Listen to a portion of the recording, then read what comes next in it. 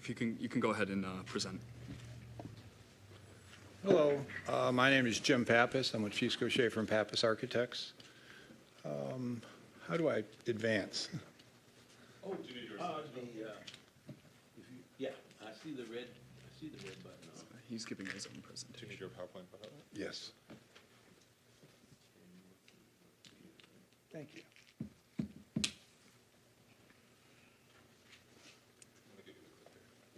All right. Jake, we're good now, so no, it's This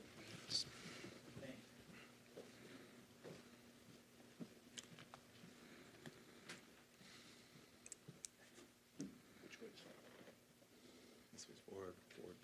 Okay, thanks. Good evening. I just wanted to re-highlight some of the modified conditions that we're offering with the project. And this really stems from the previous meeting that the Planning Commission, as well as some of the community, had some concerns with regard to some of the density and height on the site. So the intent of the redesign and just offering some lower density onto the site. Let's see.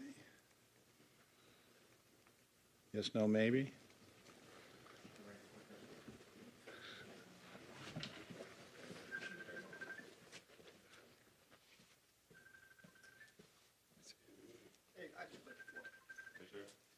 There, it's working now. Oh. All right. Was that the first one? Okay. Again, we had proposed a maximum of 6 stories previously, so we have reduced that down to reduce density on the site and limit it to 4 stories as one of the conditions of rezoning. Additionally, there was no limitation on the number of units on the site, so we have reduced that to 90 units on the site. One of the other concerns was access to some of the adjacent residential streets, so we're limiting all of our access from South Johnson. The increased landscaping that we had around the perimeter, that is still one of the conditions that we're offering, as well as repairing the existing masonry wall so that we have an increased landscape buffer, as well as the existing masonry wall. This is a very schematic site plan. There was some questions about what are we thinking about for the site. So initially, the intent was try to get the buildings as close to South Johnson as possible and away from the residential area. So this, again, very conceptual. Nothing set in stone at this point, but trying to show something. Additionally, there was some questions regarding what this might look like. We do not have a design for this site yet. However, I do have some examples of a 4-story. This is currently a project we're working on. This is affordable housing in another community, but just to give you an idea of the types of projects that we do.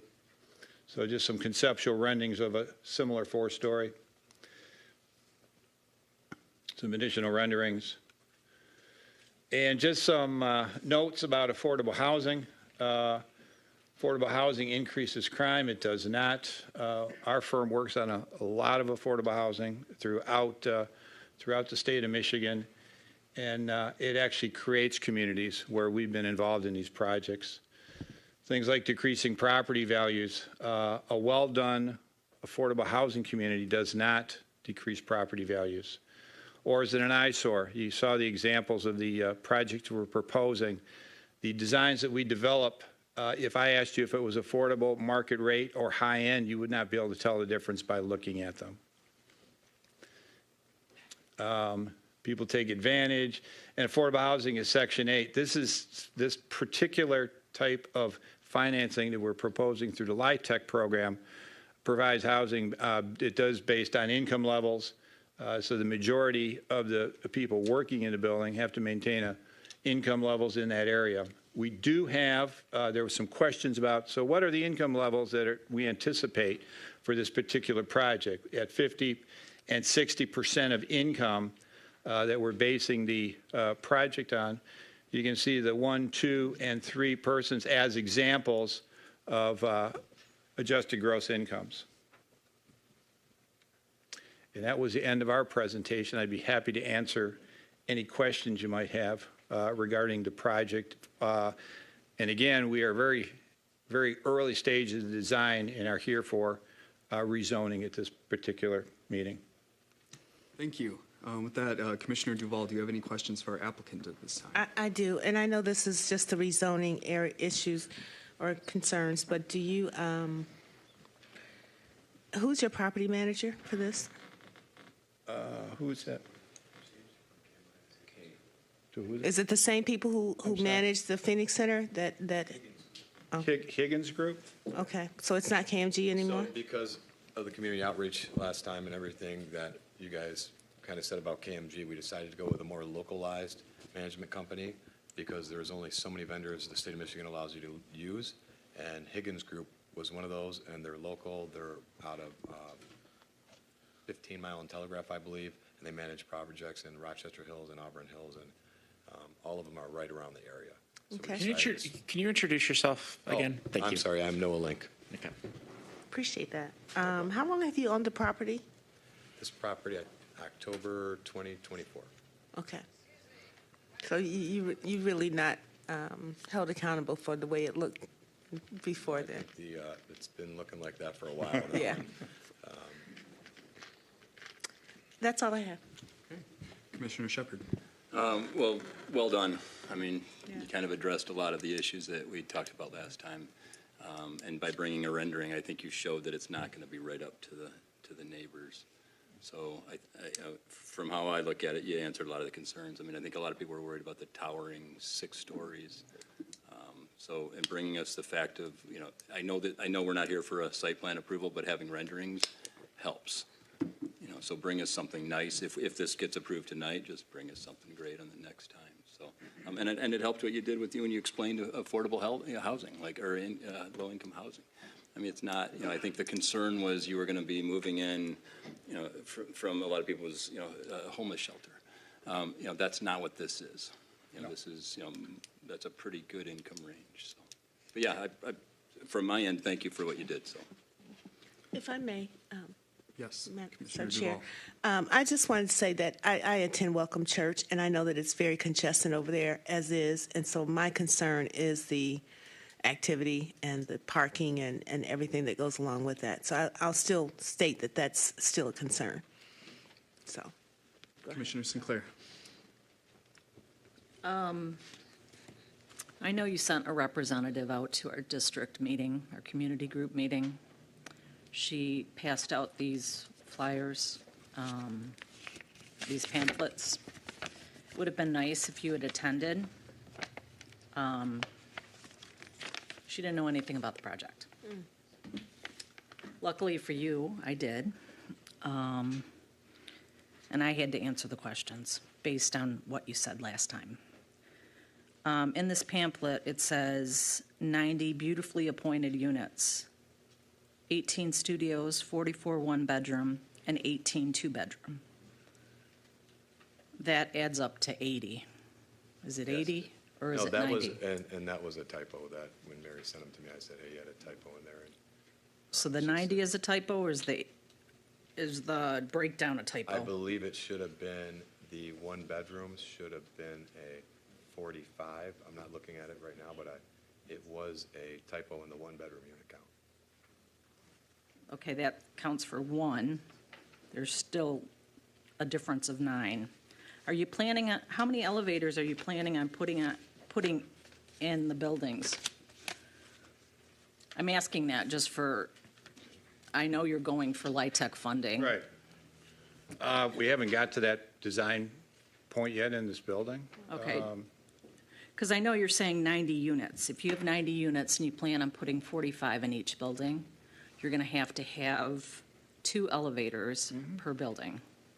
I don't know what your plan is. I just wanted to point that out, that our ordinance states that there can be no more than 10 units per floor per elevator. Right. So if there's any more than 10, it'll be Right. above that. And again, I'm concerned with the traffic and the congestion in that area based on the church and this other apartment complex opening. So those are my comments right now. And just a point of information, I just wanted to clarify, the conditional rezoning offered by the applicant is for 90 units. Now, you know, they can always go under, but that is a maximum that's being proposed, at least this evening. Okay, thank you. All right, Commissioner Northcross, do you have any questions for our applicant? Well, the projected parking at 90 units, Yes? and I guess in my calculations, I was assuming that a studio apartment was also the same as a one-bedroom. Am I correct in that? The parking requirement is 1.1 spaces per bedroom. That's required to have 99 parking spaces per the ordinance, and we have 99 parking spaces. We meet the ordinance requirements. Again, this is not site plan approval, but we're not requesting any, we will not be requesting any less parking than is required by the ordinance. Okay. If I may, just to provide some clarity, so studio apartments are considered one bedroom in terms of calculating. Okay. I was looking for that in the ordinance. I'm not sure I saw it. So thank you. It sounds like we're all on the same page on that one. I'll wait until after the public hearing. Great. Reserve to come back if I have other questions. You're right to come back. Thank you, Commissioner Northcross.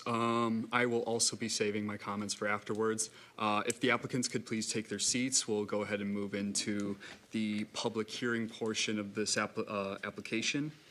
For this public hearing, each person will get one time to speak, and since this item was just here less than a month ago, each person is going to have 2 minutes to speak on this topic. All questions must be related to this application. There will be a public comment later on in the evening where you can talk more on any other topics you'd like. Please, when you're speaking, give your name and address and direct all your comments towards the Planning Commission, not our applicant. And with that, we're going to go ahead and open up the public hearing. Good evening. My name is Mrs. Truitt, and I live in Seminole Hills. And I was here the last month already, and I objected to it then, and I still objected to it today. Even 4 stories and 90 units.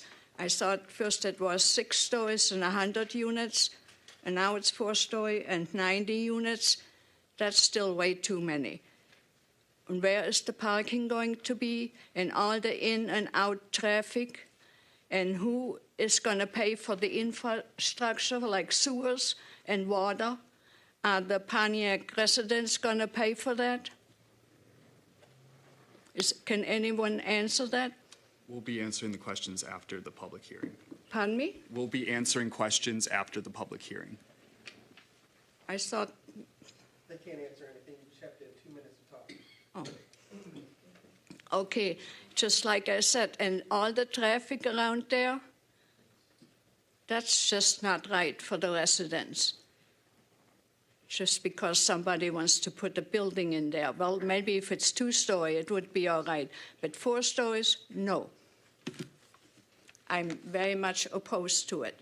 And besides, we don't even have a picture up there of a building, how it's actually going to look like, and how many greeneries there is.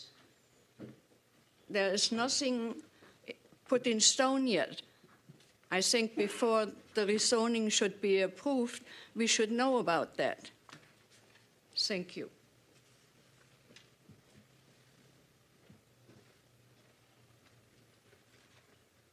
Good afternoon, council and attorneys and building and safety. I have a question. You are talking about the old Pontiac General Hospital, am I right, at 461 West Huron? Okay, I had to make sure because I thought you kind of threw me off. Listen to this. I have a lot of questions, actually. The parking lot that's across the street, I imagine that's the parking lot that they're speaking of.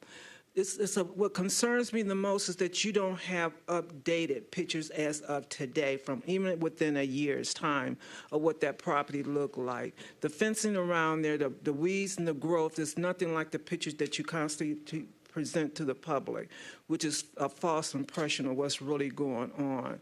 Now, I don't have an objection to what they're going to do with the old building because it's been back and forth in different hands. But the residents of Pontiac, they are fully aware of what's been going on with that parking lot within that neighborhood. And then you have the old apartments that was connected to the old Pontiac General Hospital that stay vacant and really look like crap. So it needs to be clarity on what the structure, the whole format, and clarity of what's going to happen. To sit here and say maybe 90, maybe 80 is not really acceptable, again, once giving false impression to the residents that's listening to the Planning Commission. It's so many unupdated information that's not being presented. It's only being based off from 2018, 2022, which is not very fair.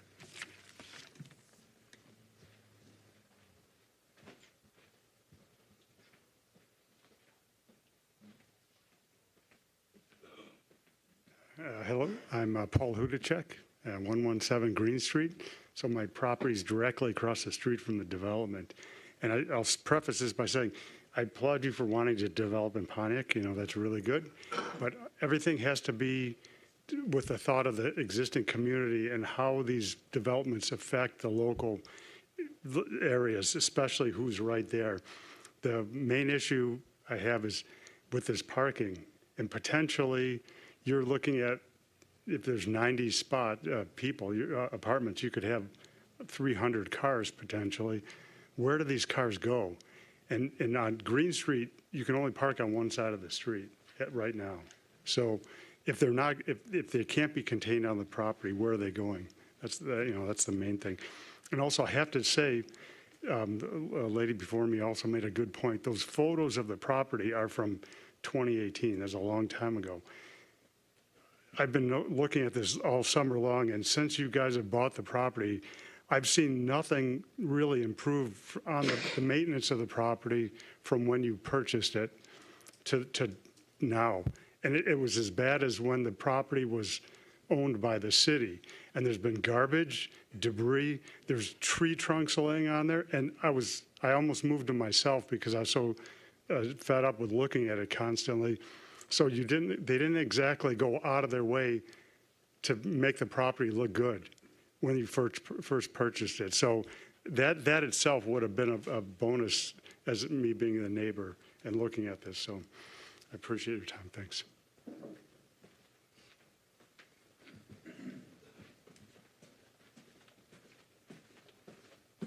Good afternoon. I'm Robert Sabins. I live at 255 West Strathmore. I recommend approval. I ride past there every day. It does look like the pictures. I mean, if they do something like the photos, I think that would be well worth, what it looks like now. And I mean, I don't know what else to say, but that I think approving it would be a good choice. Thank you.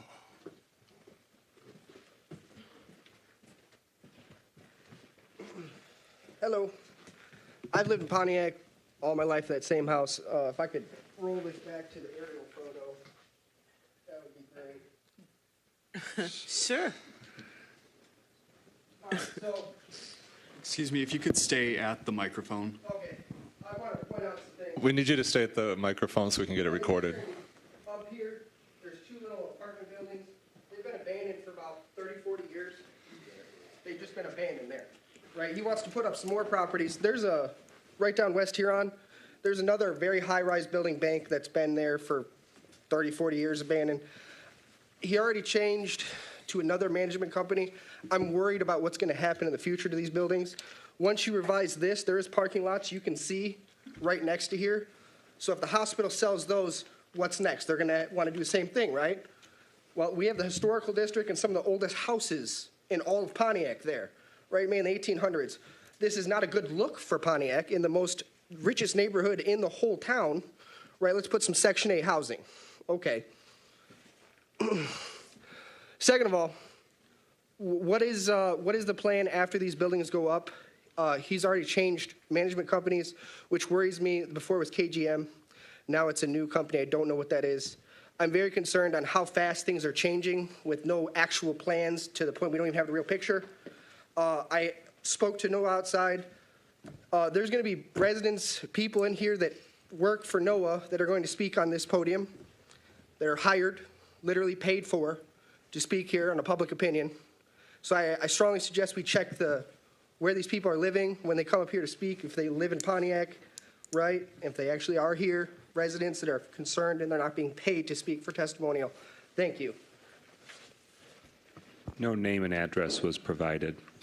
115 South Johnson, Pontiac, Michigan. I live right there next to that building.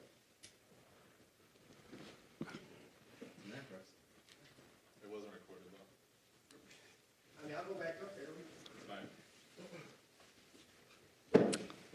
Good evening.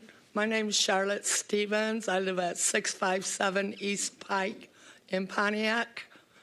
I feel there's a lot of land in Pontiac that needs to be developed, and I think that would be a good one. I have a lot of family and friends that had to move out of Pontiac because of the affordable living and stuff. Yeah, I think the apartment building would make a good access out of Pontiac.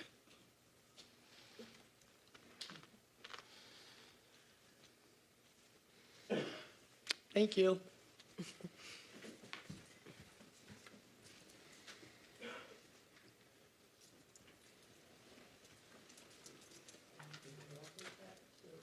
Hi, I'm Erica Claudio, 19 South Marshall Street. I think it'll be a good idea. I'm 28, been here my whole life, and I drive by there quite a bit, and it does look a little rough, and I think it'll bring a little light to that area. Thank you.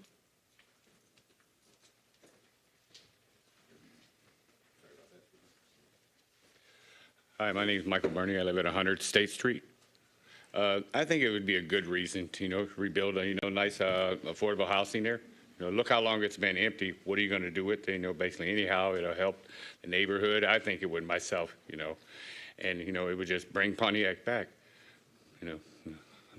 Must sound that good at this, I feel like, but I think it would be a great idea, Thank you.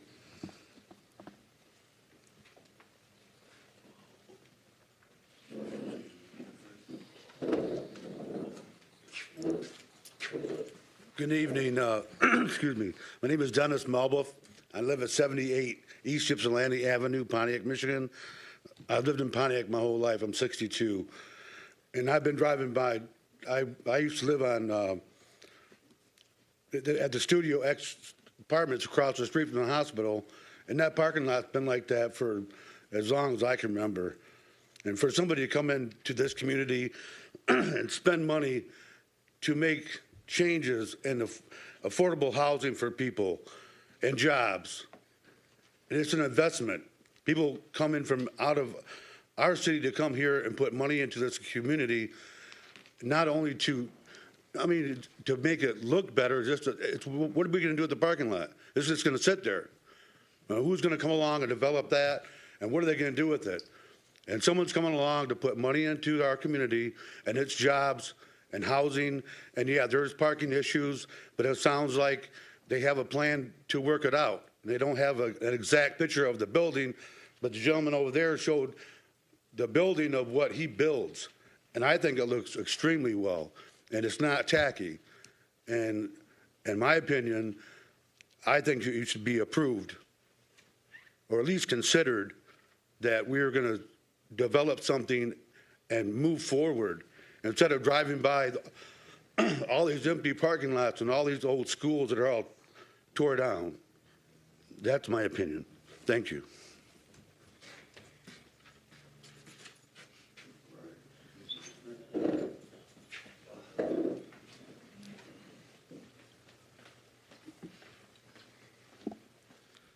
Hi, my name is Mike Dabish. I live at 4925 Pelletier Boulevard, Orchard Lake, Michigan.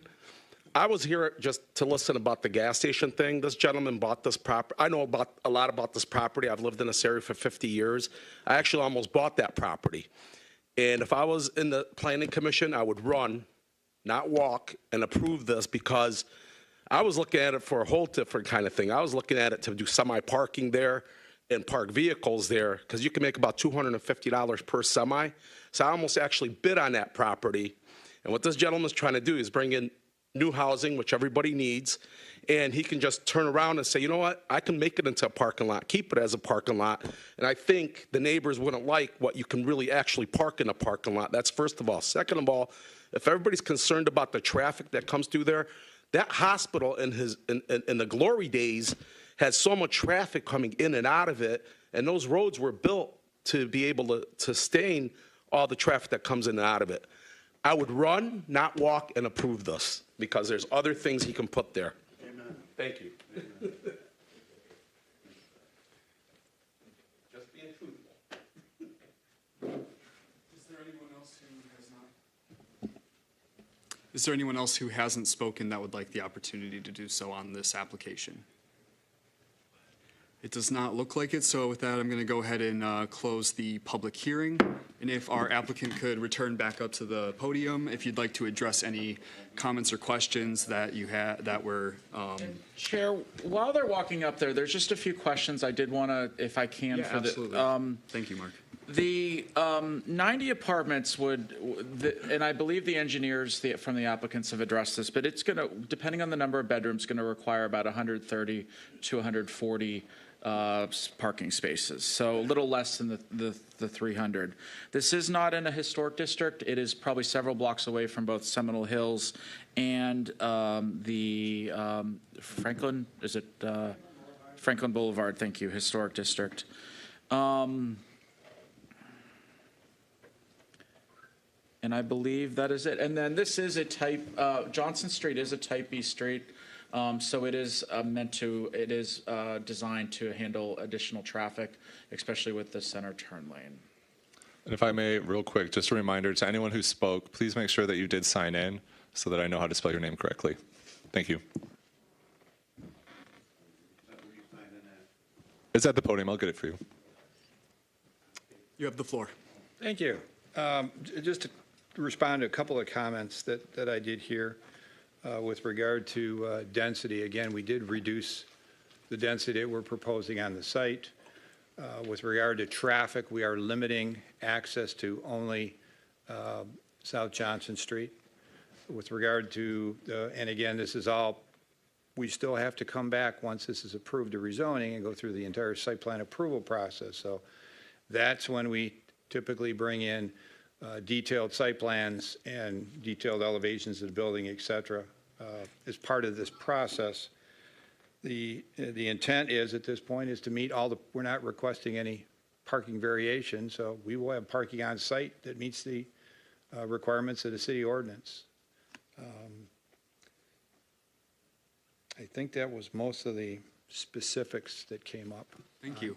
If you both could just stay up there for a second, we'll go through. Commissioner Duval, do you have any final questions or comments for our applicant? I do. I'm just not convinced. Most of the people who stood up to approve don't live nowhere near the project, and that's concerning. I just think it's rushed, and without an actual vision.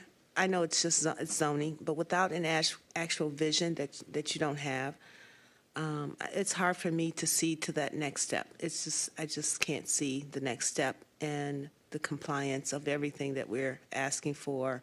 With you saying it's all that we have, it's all the concept. I can't visualize your concept at this moment. So those are my comments. Thank you, Commissioner McGinnis. Is the property currently owned or under option? It is, so you own it presently, and it has a P1 zoning. Manager Yandrick, can you share what P1 zoning permits currently? It only allows parking for an off-site business.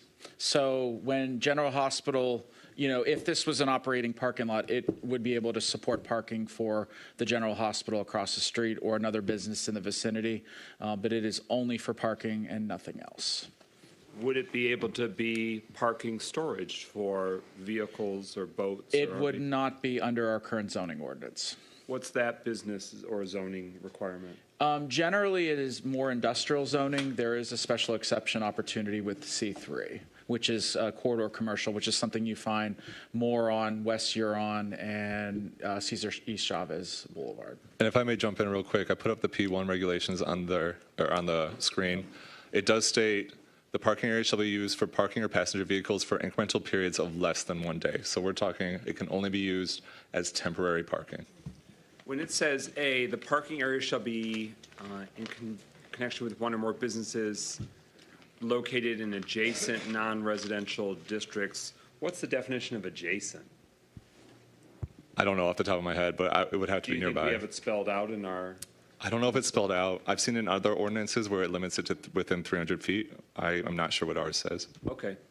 That's important because obviously for it to be a P1 zoning district is relevant based on if there is adjacent need for that kind of volume of parking, which in its heyday, the hospital would have been. That's probably why the city would have built it as a parking lot. It would have been city property. I just am curious what the city of Pontiac allows for adjacent, meaning would it ever be viable as a P1 zoning district?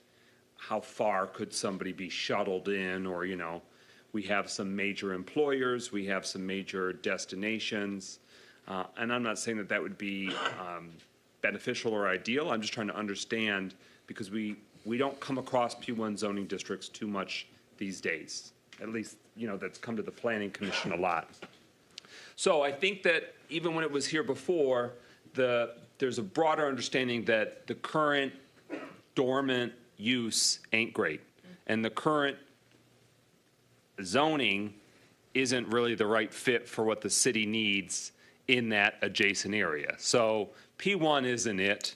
And now the property owner who has it is applying for it to be residential, but residential with multiple stories. And so the question to us and the city is that a right fit? I want to say thank you for offering additional conditions. I think that's obviously really important. It makes it more realistic for what can work. I spent some time in the Johnson Quarter and looking at the hospital, and we all know as a community that we don't know what comes next for the hospital. We don't know how much longer it might be in its current or future form or current or future ownership.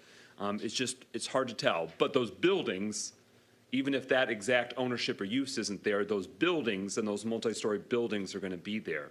So I do think that the parking lots can handle multifamily apartments or multifamily living. It's just a question of how does it work and to what degree.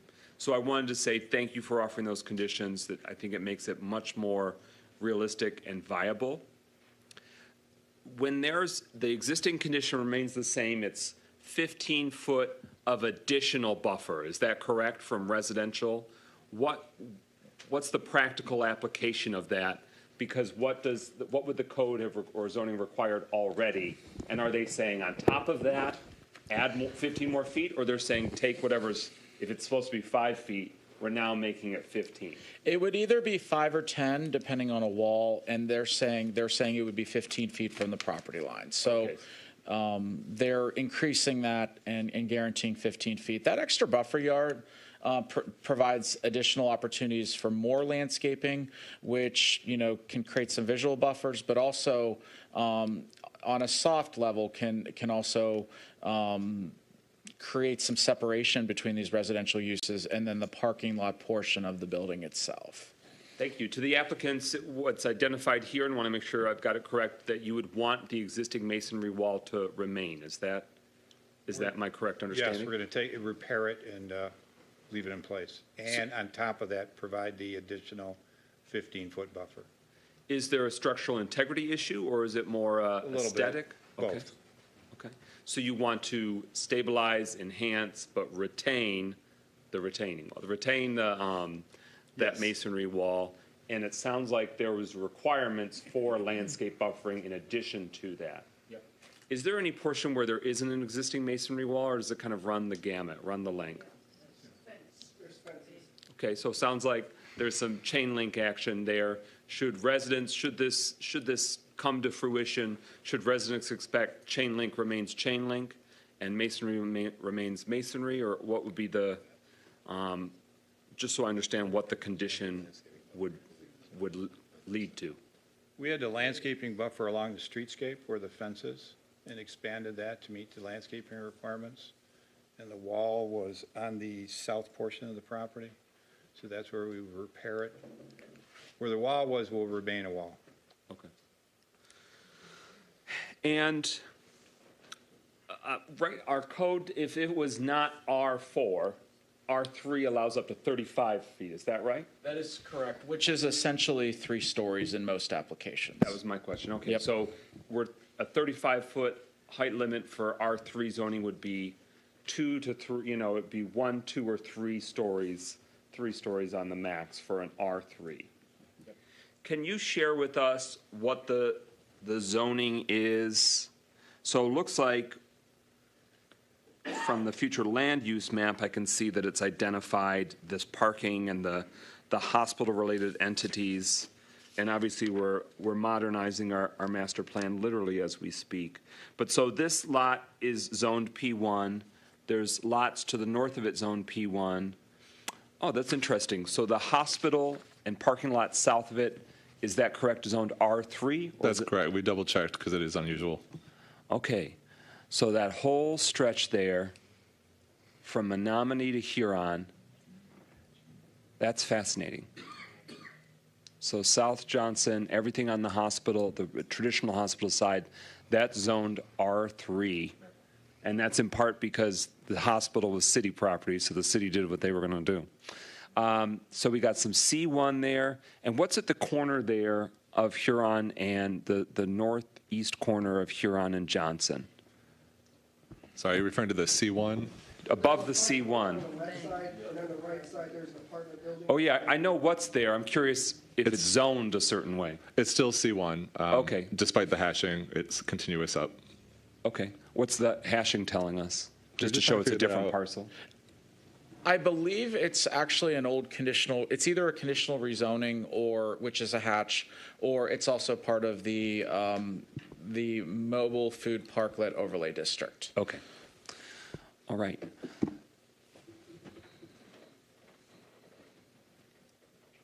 What would be your time frame, so to the community's frame of reference, this question is, do we zone it? Do we change the zoning? Do we allow something to be different than P1 parking? And then what would come next is they would have to get their architecty stuff, and they would come and apply for a site plan. Would it be preliminary? Correct. It would be a preliminary site plan application, and it would have to come to this board. And if I could add on Corey's point, the applicants have provided much more than what the ordinance requires when you look at the renderings and their examples, obviously to paint a picture. But as part of the procedure for rezoning, an applicant is not required to pull a site plan together because there's a lot of financial resources for that. That would occur later after the rezoning was approved. And so a preliminary site plan, though, doesn't require a public hearing, does it not? That is correct. That is correct. And then there would be a final site plan unless the planning commission said, okay, we're almost there, we give approval for the staff to finalize. Correct. Yes. Is there any special exception action that's required for what's been discussed? There's not a special exception for this proposal, so it would just be a site plan. Okay. So the safeguards for the city and the citizens are really baked into what does R4 limit, but then they've added a bunch of conditions. So they're already coming down lower, literally, coming down lower with those conditions. But the planning commission here gets to say yay or nay on a site plan, preliminary or final site plan. There would not be another public hearing beyond this. But after this, whether it's recommended for approval or denial, this would go to city council for 2 readings, so there'd be a public airing of it, a public speaking to it, but not a public hearing where it's mailed and posted. Correct. Okay, I want to make sure I understood all that. Are you able to go back to the renderings? Which one would you like? And we have some, we can do a some slow them, burn of the what you got. applicant. But to the applicants, is there anything else that the neighbors, the residents, the city as a whole should get a sense of what you're hoping to achieve with the development? Or do you think it's been adequately conveyed initially? So as far as the artist renderings that were, supplied by our architect, we plan on doing a building similar to that. Now, is it going to be the exact building? Probably not. Are the windows going to be in the exact place? Maybe not. But that's something that I believe that'll be decided when we go to Planning Commission and we go through those process. We will have a full plan at that point, and we will be prepared with exactly what we want to do when we get to that point of the project. This was more just to kind of give the community a vision of what we were envisioning. And, in my opinion, I think this building looks beautiful. And I think this would be great for the city, and especially this location. You have a 9-story building across the street that isn't in the best condition. You have a 4-story building just north of the parcel on the other side of the parking lot that is vacant and dilapidated. And I understand, some of the residents have concern that, the density in the parking, and we have on-site parking. We are not asking for off-street parking.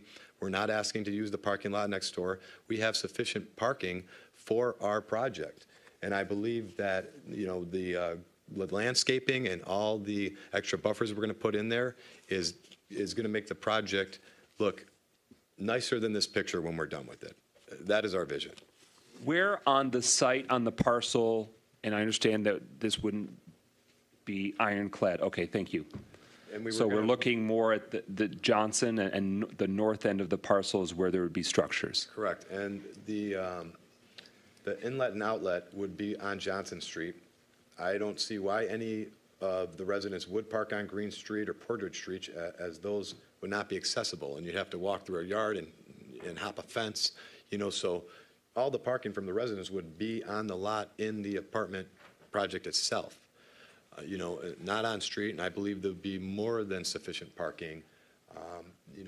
I don't believe there'd be 200-300 cars there, and in my opinion, I think there would be less than the 99 required, and the required bike spaces that will be there too, that people that like to ride their bikes, I like to ride bikes, so, I think it's a good fit. Where on the site would be the entry on Johnson? Would it be between the two structures, north of the structure? Currently, that we're showing 2 access points off of Johnson. Okay, but they are solely on Johnson. Yes, and that's actually included in the conditions, that access will only be off of South Johnson. Excellent. But it doesn't say the number of access. It's just saying South Johnson. Okay. We probably will have 2, just because of typically fire department requirements, et cetera. When we spoke to the fire chief, he wanted, I believe, 2 Yes. entrances on Johnson, or Okay. to be able to, in case a fire, to be able to pull the truck around.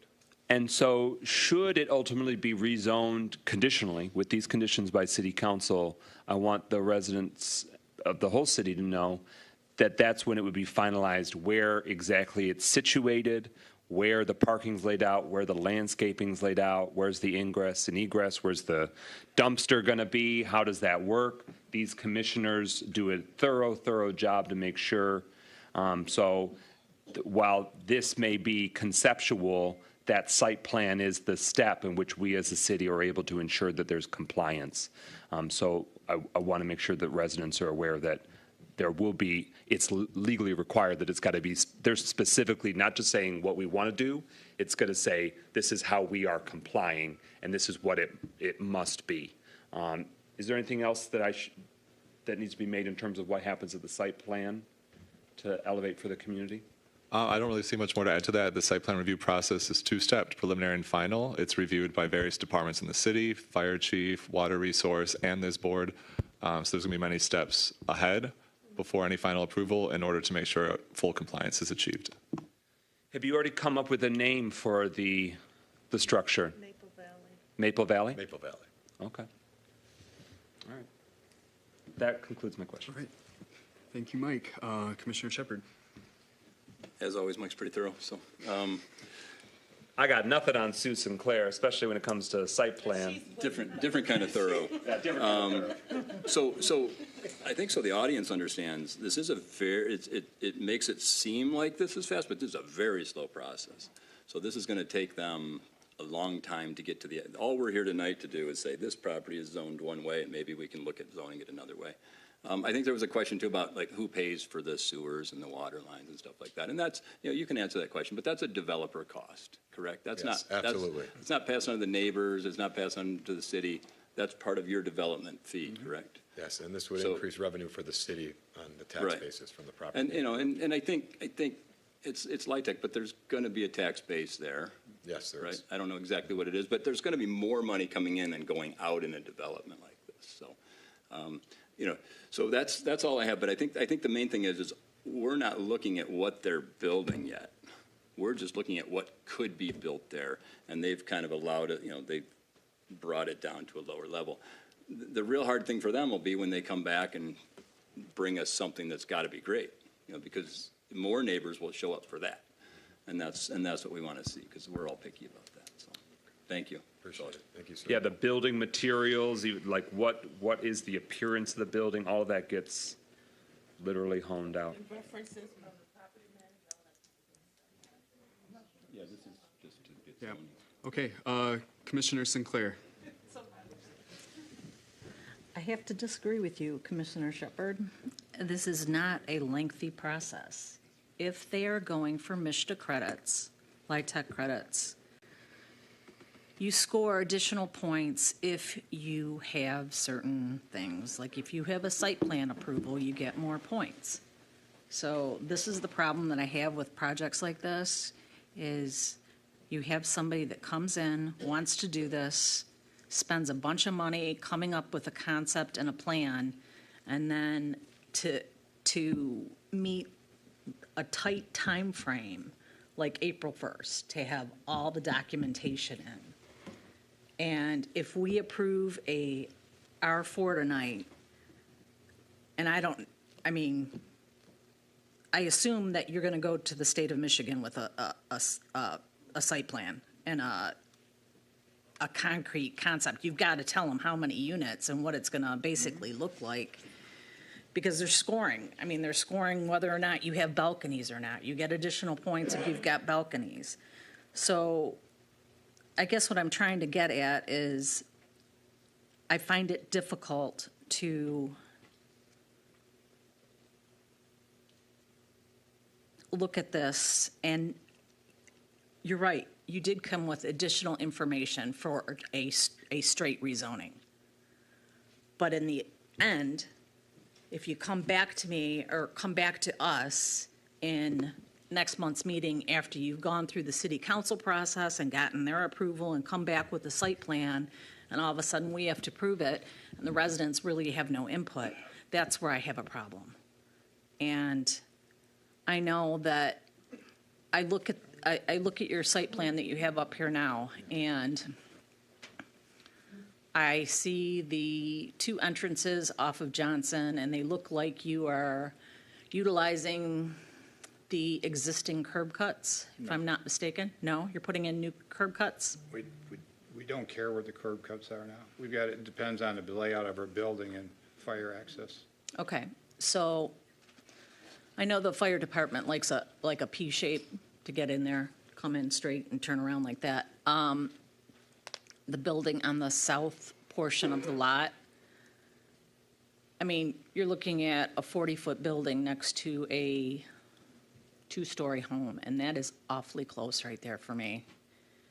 And I know this is just a rezoning, but I'm just having a problem with R4 next to single-family residential that close. That's my house, just let you know. That little corner house, that's me. Okay. As well as the traffic. You can go through there Monday at 4 o'clock, and it's going to be different than it is at. Yes. I've seen the traffic. I travel that area frequently, and I'm struggling with the R4 right now. Those are my comments. Commissioner Northcross. Yes, I was surprised to hear that if there are infrastructure improvements, I'm thinking like the water lines that go through the street up to that property. Isn't that who would pay for that improvement? They would pay from the tap side. Yeah. From the tap side. Yeah. Now, I don't know what size that water line is going up Johnson, if there's even a water line going up Johnson. I know where it's at. It's right down the street on Johnson Street. It's right Yeah. underneath. We appreciate your input, but we can't have any more of this back and forth from the audience. So as part of a rezoning process, we work with the same entities with the site plan. That's Water Resource Commission, engineers, and whatnot. And our understanding with this is there is a will serve letter that this site is capable of. The water lines are capable. Obviously, the hospital required a lot of water. So this is not going to impact anyone's water bill because essentially these taps, these service taps and necessary improvements are really going to be placed on the developer who is the applicant. And my next question is exactly how many, well, what's your estimate of the total number of parking spaces you'll be able to accommodate there? Approximately 100, sir. Approximately 100, just what meets, just what's needed to meet code? The standard, correct. Okay. To make Now, sure. are we still looking at some other activities like a community center and some other things occurring within that, being contained within that building? There will be some common areas within the building, yes. Okay. Will they require additional parking or something? Or No, because it's for the tenants. just for the tenants? Okay. And if they have a party or something like that? Well, I guess that's in the .1 portion of the 1.1 that we have for Beth. Okay, yeah, this is going to be a major change in that area. I mean, we can't get away from that. It's going to be a major change.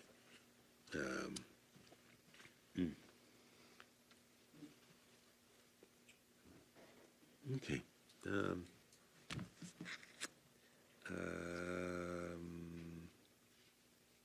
I guess, yeah, the process, as I see it, in terms of doing a zoning change,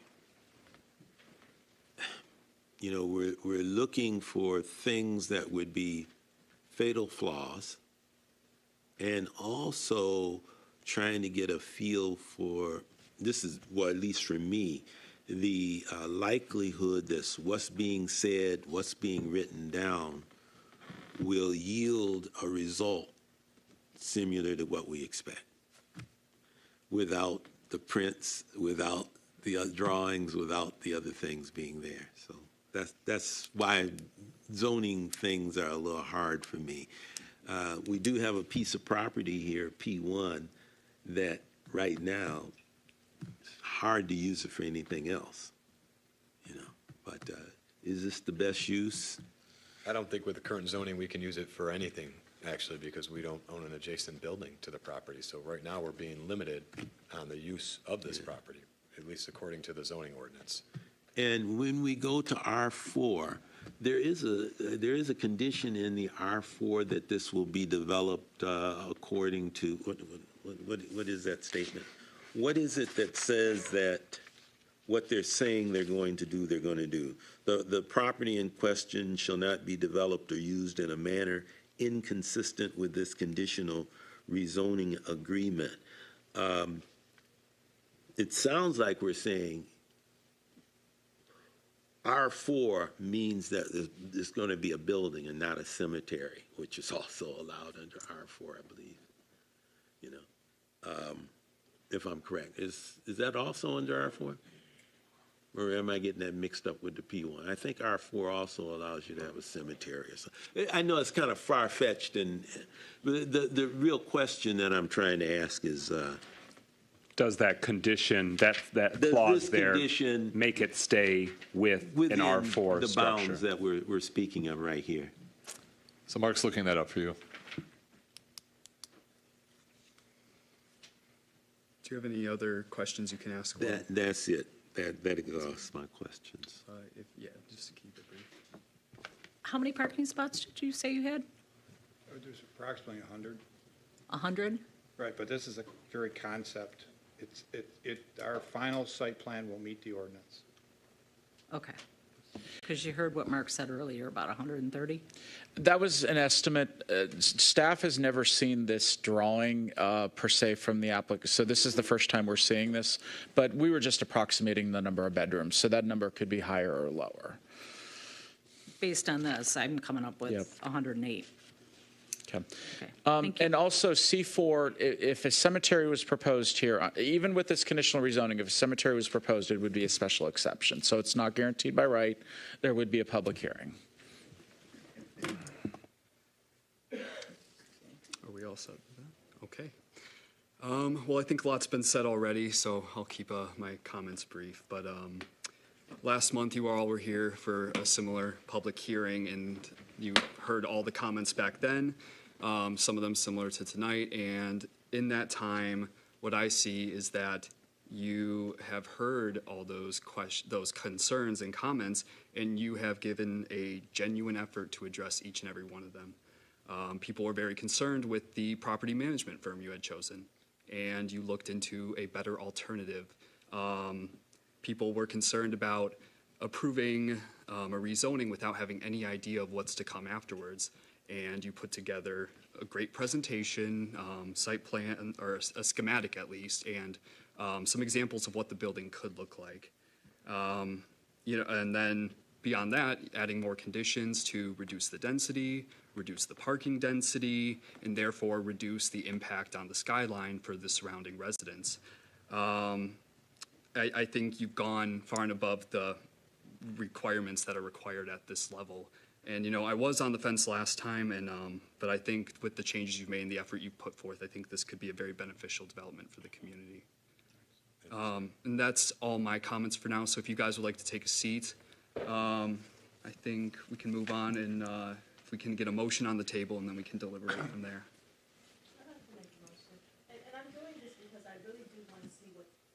What's going to, take place with the comments that we've made and the concerns that we have. You've got some work to do, pal.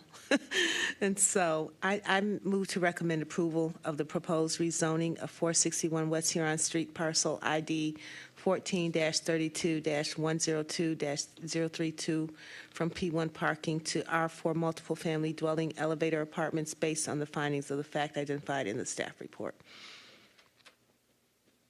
Do we have a support? Support. I have a clarifying question on the motion. Yes. Is that motion language satisfactory to reflect the conditions offered? I would add a statement guaranteeing that they're going to follow the conditions. So based on the findings of fact identified in the staff report and with the identified conditions? That works. Does that speak to your motion? What he said. And does that speak to your second? It does. Okay. And now we can consider that motion revised. Yes. Okay. Is there any further deliberation Mike? I just want to share, I think we all recognize as a city, it's in a parking purgatory, this and those surrounding lots, and we got to address that parking purgatory. They made a little reference here that I want the community to my ears heard it loud and clear. We as a city and taxpayers do make ourselves legally vulnerable if we say, I don't want nothing, let it stay P1 parking purgatory, I don't want anything to happen. That makes us legally vulnerable because we're saying, hey, you own this land, and it's basically locked. You can't do anything with it. You can't have a reasonable return. Doesn't mean it has to be this zoning. I just want to flag that we can't use dormant or dead zoning as a way to sort of stop anything from changing, because then we ultimately will be forced by a court to change it, and then we got to pay the damages, we got to pay the lost, and I just want to make sure I've got that understood. It's come up over the years to the city attorney present. Did I capture that well in terms of how you've got to at least allow a private property, and including you, all of us, those of us that own property, that, can you help me understand that clearer? To my understanding, if it's a continued denial over amount of time, then yes, a court could see it as where this isn't being allowed to be used by any landowner to rezone it to what they would want to use it for. And then just to add to that, it could potentially have it where you get it rezoned to something that through a court order that you may not necessarily have went through the commission as typically with these public hearings, that they're forcing your hand a little bit more from an order from the court. Thank you. The city of Pontiac has not experienced that in recent years to your more brief time, but. For my more brief time, not to my knowledge. Okay. And I hope that we never have to experience that on any of our land, but it's come up over the years. So I just want to make sure I've got a better understanding on it. So I just want to say thank you to the residents who came at the last public hearing. We wouldn't be here without you really laying it down in terms of what you think is acceptable and unacceptable. We wouldn't even have these conditions if not for that. So I just want to say thank you for being there then and being there now, because you're helping shape what is to come. And there are many other steps that might cause this to crash and burn. No offense to developer. I mean, you got to afford it. You got to, give approvals, state approvals, all these different moving parts. There's a lot that can go sideways, not to mention the national economy and anything else that might go wild. So I just want to make those points and just identify that we can't let it stay this dormant parking lot, because that's not acceptable for the residents. It's not acceptable as a city. We're going to have to come to some determination at some point. And I don't want it to be us taxpayers that have to be the ones that pay to make it nicer. We do need private property owners, private developers to be the ones when it comes to single-family homes, commercial buildings, all of it. Every part of our corner of our city, we got to move in a direction so that way private developers, private property owners, all of us are doing our part to bring some of these dormant corners back to life. Thank you. Thank you, Mike. Unless there are. Excuse. Yes, I live at 26 Union Street, just next here. I'm talking to you. I'm talking to him. Oh, okay. Oh, okay. Excuse me, sir. You can't. But I welcome parking lots in my or I welcome apartment buildings in my neighborhood. Okay. Yeah, let's do a roll call. All right, Commissioner Duval. Yes to approve. Could someone turn off their mic? There we go. All right, Commissioner Sinclair. Can I vote and explain my vote? Sure. I am voting no. I would rather see R3 there. We've got Casa del Rey that's being redeveloped. Thank you. The condos are being renovated along with the hospital. I have a friend that works at the hospital. They are supposed to be up and running shortly. I would much rather see an R3 in this area, but again, you're going for R4, so my vote is no. Commissioner McGinnis. Yes to approve. Commissioner Northcross. No to deny. Commissioner Shepard. Yes to approve. Commissioner Henley. Yes to approve. Motion passes. Congratulations. And with that, we are going to move on to our next public hearing. I just want to share that community members, you'll have an opportunity. There'll be 2 readings at City Council. We don't know the exact date of when those will be, but so this was a recommendation. We can work to make sure that, especially since I know you live at 115 right at the corner. The first reading at City Council is most likely the first Tuesday in March, so that it's in approximately 4 weeks. That's the 4th of March at 6 p.m. in this same room. And it would require 2 readings, so it might be the 4th and the 18th of March. All right. Okay, and with that, we're going to do our next public hearing. This is a zoning text amendment brought forth by the city. Giving our presentation will be Mark Yandrick. Okay. Before I get started, what I wanted to say is this is a zoning text amendment. It was published not on Friday when it typically does. It was actually uploaded. It was uploaded. Hey, that's right. Shake your head. Let's carry on the meeting. Please, thank you. It was uploaded this week, so if anyone's in the audience, we actually have copies of the ordinance that are back here. If you would like a copy to see for this upcoming text amendment. You guys have to have security next time. Guess so. Hey, I was going to take care of it, you guys, but he left on his own. Okay. So this is a zoning text amendment.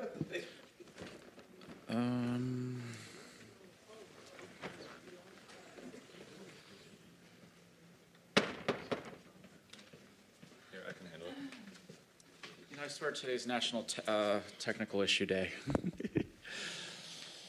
Hey, man, can we lock the doors? Open public meeting. I'm joking. Yeah. Okay. We're all here. There we go. Thank you. We're going to be in. Okay.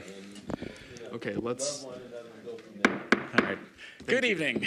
So this is a city-initiated zoning text amendment. The request is for regulations for automotive services within the zoning code. City Council passed a moratorium in July prohibiting new automobile services, which includes car washes and gas stations. Now, I do want to note we do have a final site plan later tonight, but that was applied for before this moratorium was in place. So they are legally allowed to proceed. Tonight is a public hearing with Planning Commission. Upon a recommendation, this goes to City Council for 2 readings, as most zoning text amendments do. So, as I mentioned, there was a moratorium for automobile services and tire shops. It was for staff to review and propose and evaluate whether our current zoning regulations were appropriate or not. We were getting a lot of applications that were approved, and we had a lot more that were potentially coming forth. And it was really based on citizen concerns focused on health, safety, and welfare of the properties located within the vicinity. We just didn't want the cluster of them to become public nuisances, especially along commercial corridors or adjacent to residential properties. So currently, these are all permitted by special exception in C1, C3, and C4, and by right in M1 and M2 industrial zone districts. Over the last few decades, automobile services, especially auto mechanics, have proliferated the city's major thoroughfares and contributed to increased blight and disruption of residential neighborhoods. And we're not saying that one is doing that. We were working with one today that the place is in immaculate condition. It's just the fact that there are so many of them, which is why staff is making the conclusion of blight and disruption. The current ordinance does provide very little in the way of protections. There are some small setback requirements between these uses and residential, and it's really 20 feet and a type B landscape buffer required, but we wanted to evaluate some additional changes. So and it's, as I mentioned, currently it's grouped under one umbrella. So a gas station is reviewed the same way as a car wash, is reviewed the same way as a mechanic. So staff looked at many other jurisdictions' regulations, but chose to mirror some of the regulations from the Royal Oak zoning code.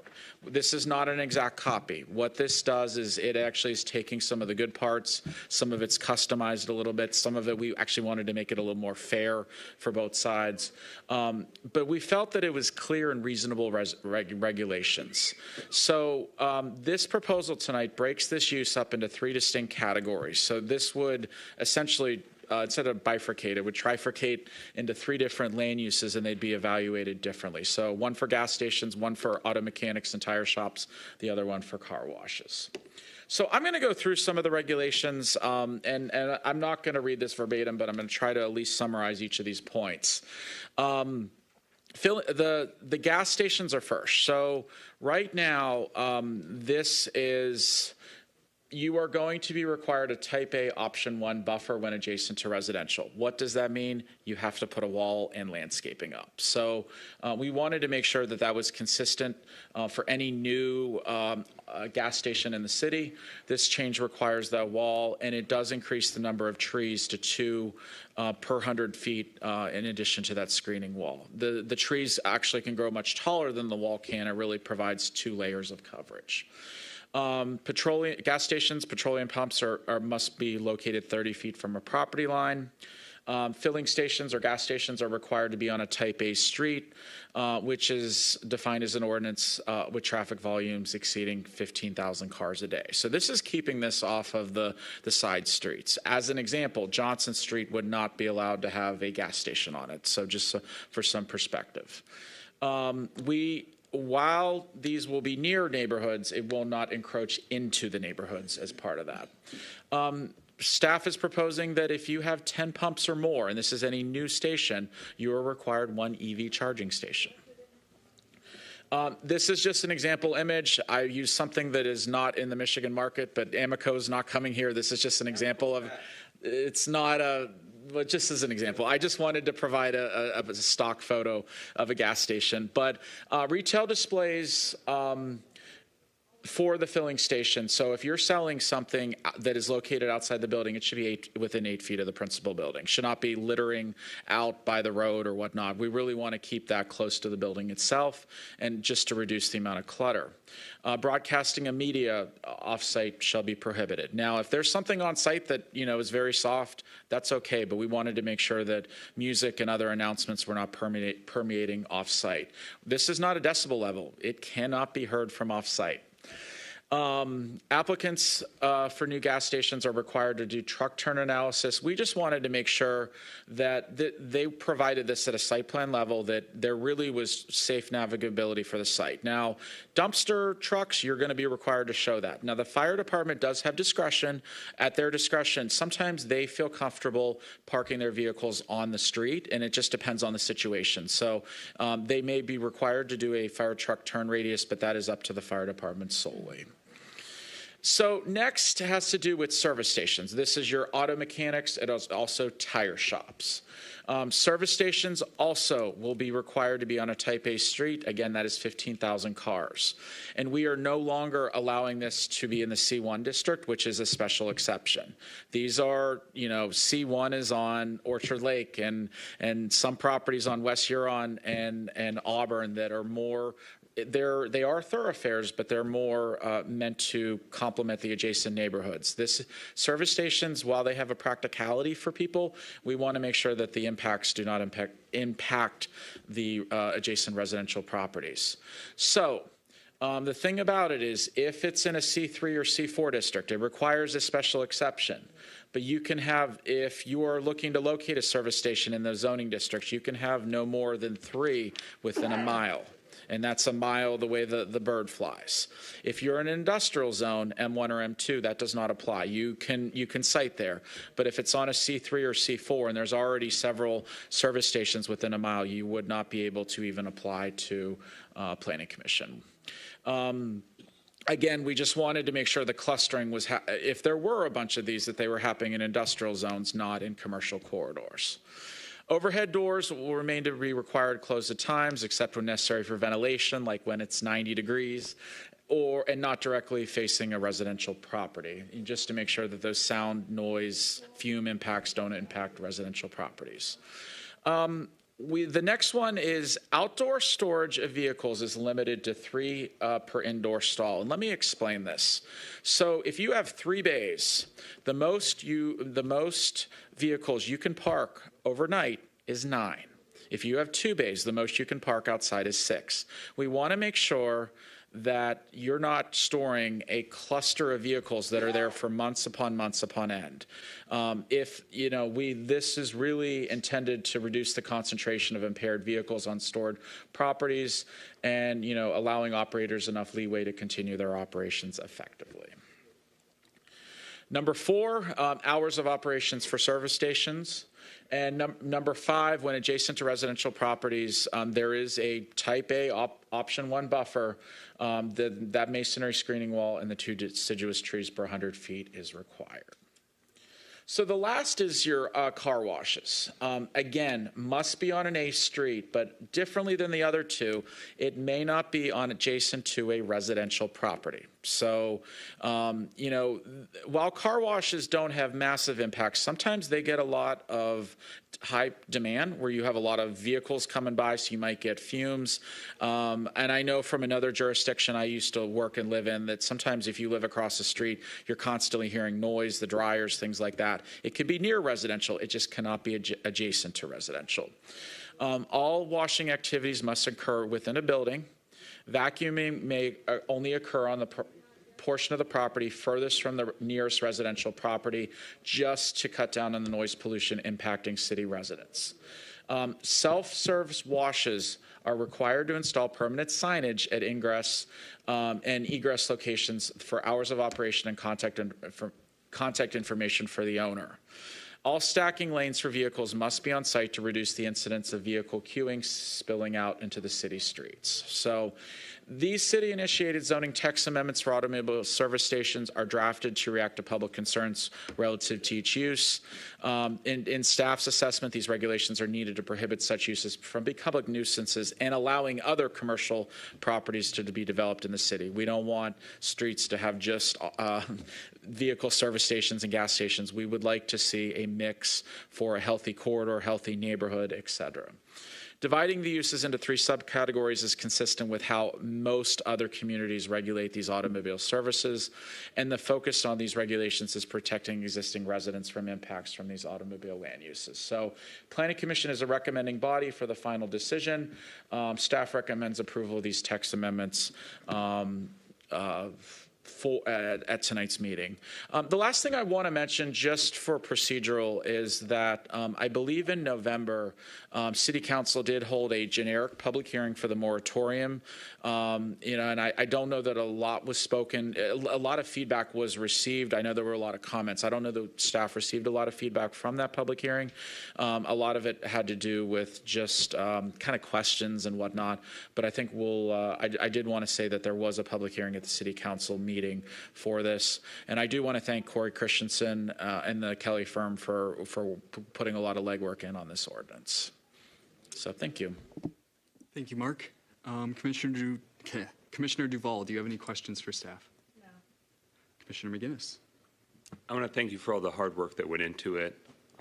And I know it's a collaborative effort, but it was too broad, too vague, it needed to be more fleshed out from what we currently have on the books. So I'm grateful for us to be able to go more in detail and see what works right. Commissioner Shepard. Thank you. We had no teeth before, so this helps. Appreciate it. Commissioner Sinclair. Same, Mark. I think it's great. And Commissioner Northcross. I think this is really a step forward. Just a couple of questions. Let's see. Now we're regulating the relative location of the service items, the automotive service operations, but we're not regulating the relative location of gas stations. And it appears we're starting to see a proliferation of gas stations throughout the city. I don't know what's bringing that about, but we are seeing quite a few gas stations all over the place. And, on one hand, it does promote some competition, but on the other hand, that's how many gas stations do you need in one location? So I'm just wondering, while we're regulating the automotive services, why not also the gas stations? And in speaking of gas stations, too. I believe Mark. Commissioner Northcross can finish, actually. I'm sorry. Okay. Yeah. And in speaking to the gas stations, what about a restriction for the sale of leaded gasoline? I don't know if that's even stated right now. Most cars are using unleaded gasoline, but I think there's still 1 or 2 areas that might be selling leaded gasoline, especially for the older cars that need the high octane.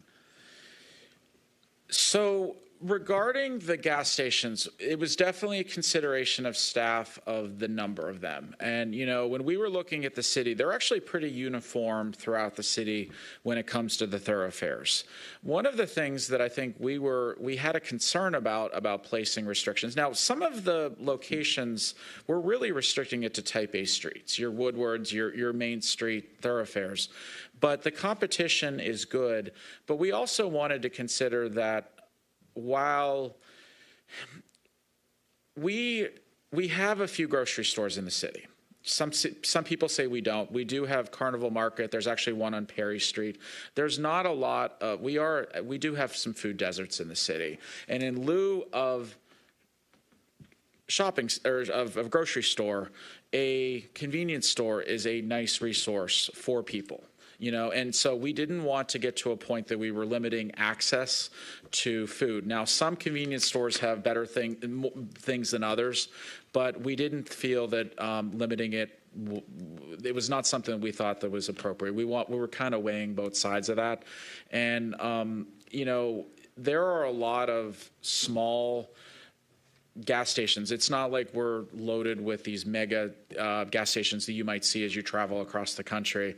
And I think that it kind of lends to the small business attitude of the Pontiac area. So we did not do that.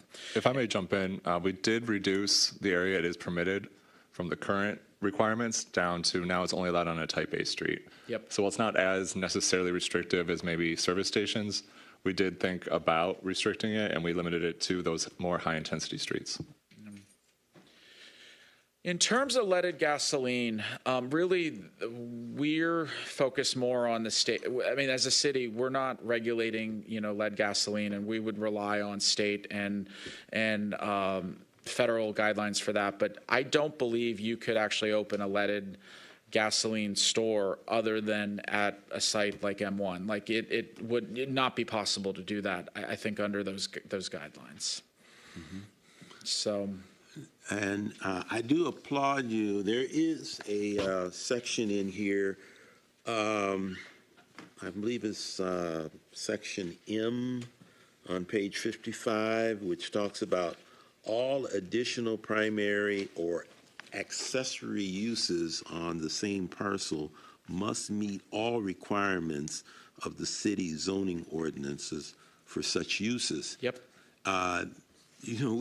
We're missing that in a number of areas. I mean, that's really a step forward because we've, in our site plan review process, we skip right over section, what is it?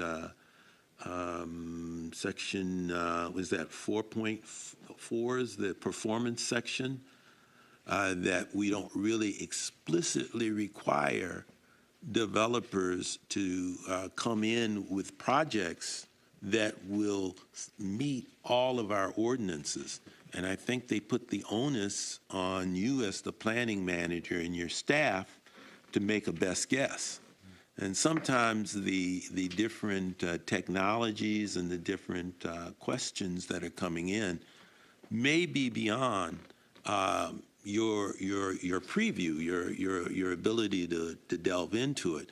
And I'm really glad to see that we're starting to make a move to have the developers own their projects, to make sure that they're meeting the performance requirements of the city, all of the zoning requirements that we have in the city.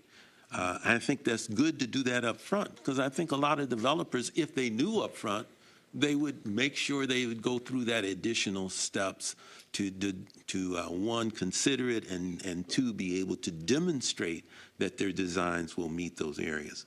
But us not requiring that, that we do meet all of these zoning ordinances, I think can really cause us some trouble down the road, especially as our densities are increasing, as we just saw with this last project where we're bringing in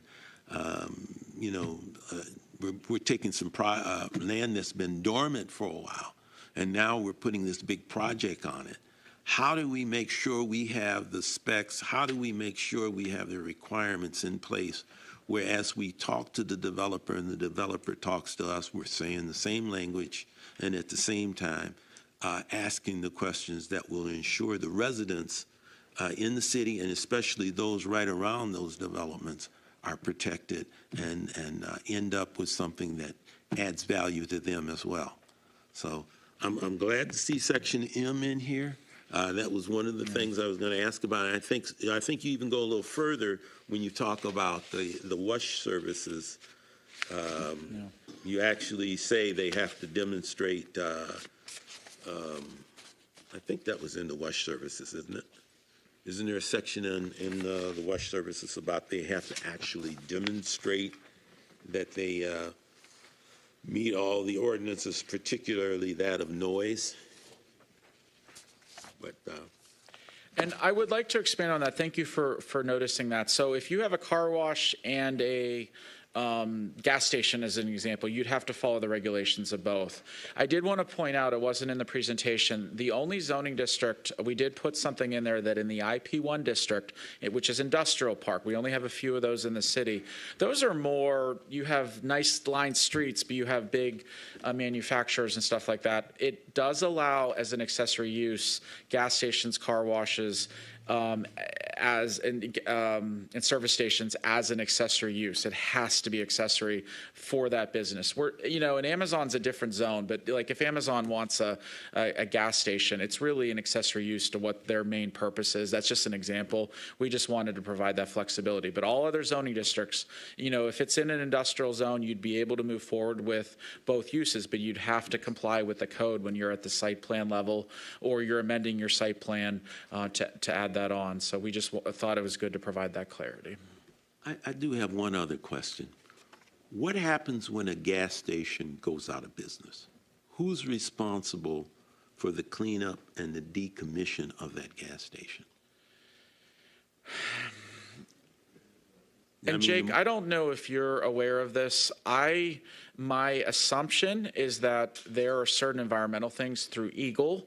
In my time in Ohio, the EPA down there was like Eagle, and there are certain requirements for that site that really rely on the property owner to comply with. Do you have any knowledge of those requirements when a gas station closes and you have the remaining tanks and possible pollution that is there? Yes, thank you, Mark. I'm not exactly sure particularly for gas stations, but I know a lot of other industrial uses and similar types of things do not just have EPA, but Eagle requirements from the state of Michigan that require pretty stringent, especially when you're changing the use to make sure that it's all up to code for it. And during their use, for example, I know that there was a leaded versus unleaded question too that is generally pretty closely watched by the state. Yeah. And the federal government, but to a more closer attention to here, the state. Yeah. And that also goes to my concern about how many gas stations we let in, because 50 years down the road, we're going to be looking at taking them out. Maybe even 10 years down the road, we'll have to look at taking them out. And who pays and how do we do that? We're trying to get to a more walkable city, and that internal combustion engine is really under assault. I don't care what the folks in Washington are saying, that they're not going to phase out like overnight, but at the same time, we're starting to see we're going to see some rises of alternative type of power plants and also alternative ways of transportation that we maybe don't want to load up on gas stations right now. So just my comments. Other than that, I think this is a good step forward. We possibly, again, speaking towards some of the changes in transportation, may want to even break out a fourth type of category in the EV categories. But, EV charging is still kind of up in the air, But it will eventually settle down probably in the next 2 to 3 years. It will be there and be kind of reliable. So that may create a whole nother area of category rather that we want to look at to promote and push certain things. So thank you. Good job. Commissioner Sinclair, you had a quick question. I had a quick question, Mark. Is the sale of automobiles regulated in auto service facilities? Can you repeat the question? So what is the automobile service? Is that the question, regulated within automobile sales? Can they sell autos No. at service facilities? Those would be separate land uses. Corey and I have been working through this. Could someone set up 2 different businesses? Yeah, but they would need to follow both requirements. For clarity, auto sales is considered outdoor retail in our ordinance specifically, and so it has to follow the rules of outdoor retail. It is not affected by this ordinance. Okay, thank you. Okay, and then I just want to say that I really like this text amendment and all the changes you guys are proposing. Just a quick clarifying question, that it'll seem nitpicky, but I've run into this issue many times in other ordinances. When you're talking about the gas stations and the setbacks for pumps, are you talking about the pumps, the pump islands, or the pump canopy? The way it's worded, I believe it would be from the actual pump station itself. And that maybe not the curb of the island, but where the actual pump device is. Okay. Dispenser, yeah, thank you. The tower itself is where we would start the measurement. Gotcha, because I know that canopies can sometimes extend up to like 10, 15 feet past where the actual pumps begin. Yep. So just wanted to bring that up in case there was any clarification with that needed. But okay, that's all I had. And this is a public hearing, so if anyone in the audience would like to speak on this zoning text amendment, you will have 2 minutes each to do so. Please state your name and your address if you have any comments, and with that, I'll open up the public hearing. And it doesn't look like we have any takers, so I'm gonna. Yes. Sorry.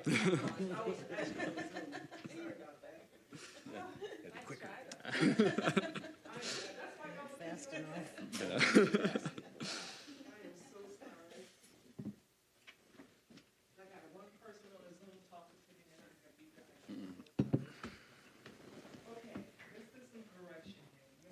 Could you turn on the microphone, please? The button on the right. Okay, is that it? Okay, so let's do some correction here. And I have sit in planning for a while, and we are talking about this particular issue, okay? But it has to do with gathering of a lot of issues. I have sit in planning, and I have heard and seen so many takeaway information, put in its place information, and not giving the whole truth information. Mr. Norcross, you made a comment that high-end gas is not one of the factors to say that it's a necessity of basically saying that people are not using it any longer. I beg your correction. I have 4 vehicles, and all of them have to have premium gas in them.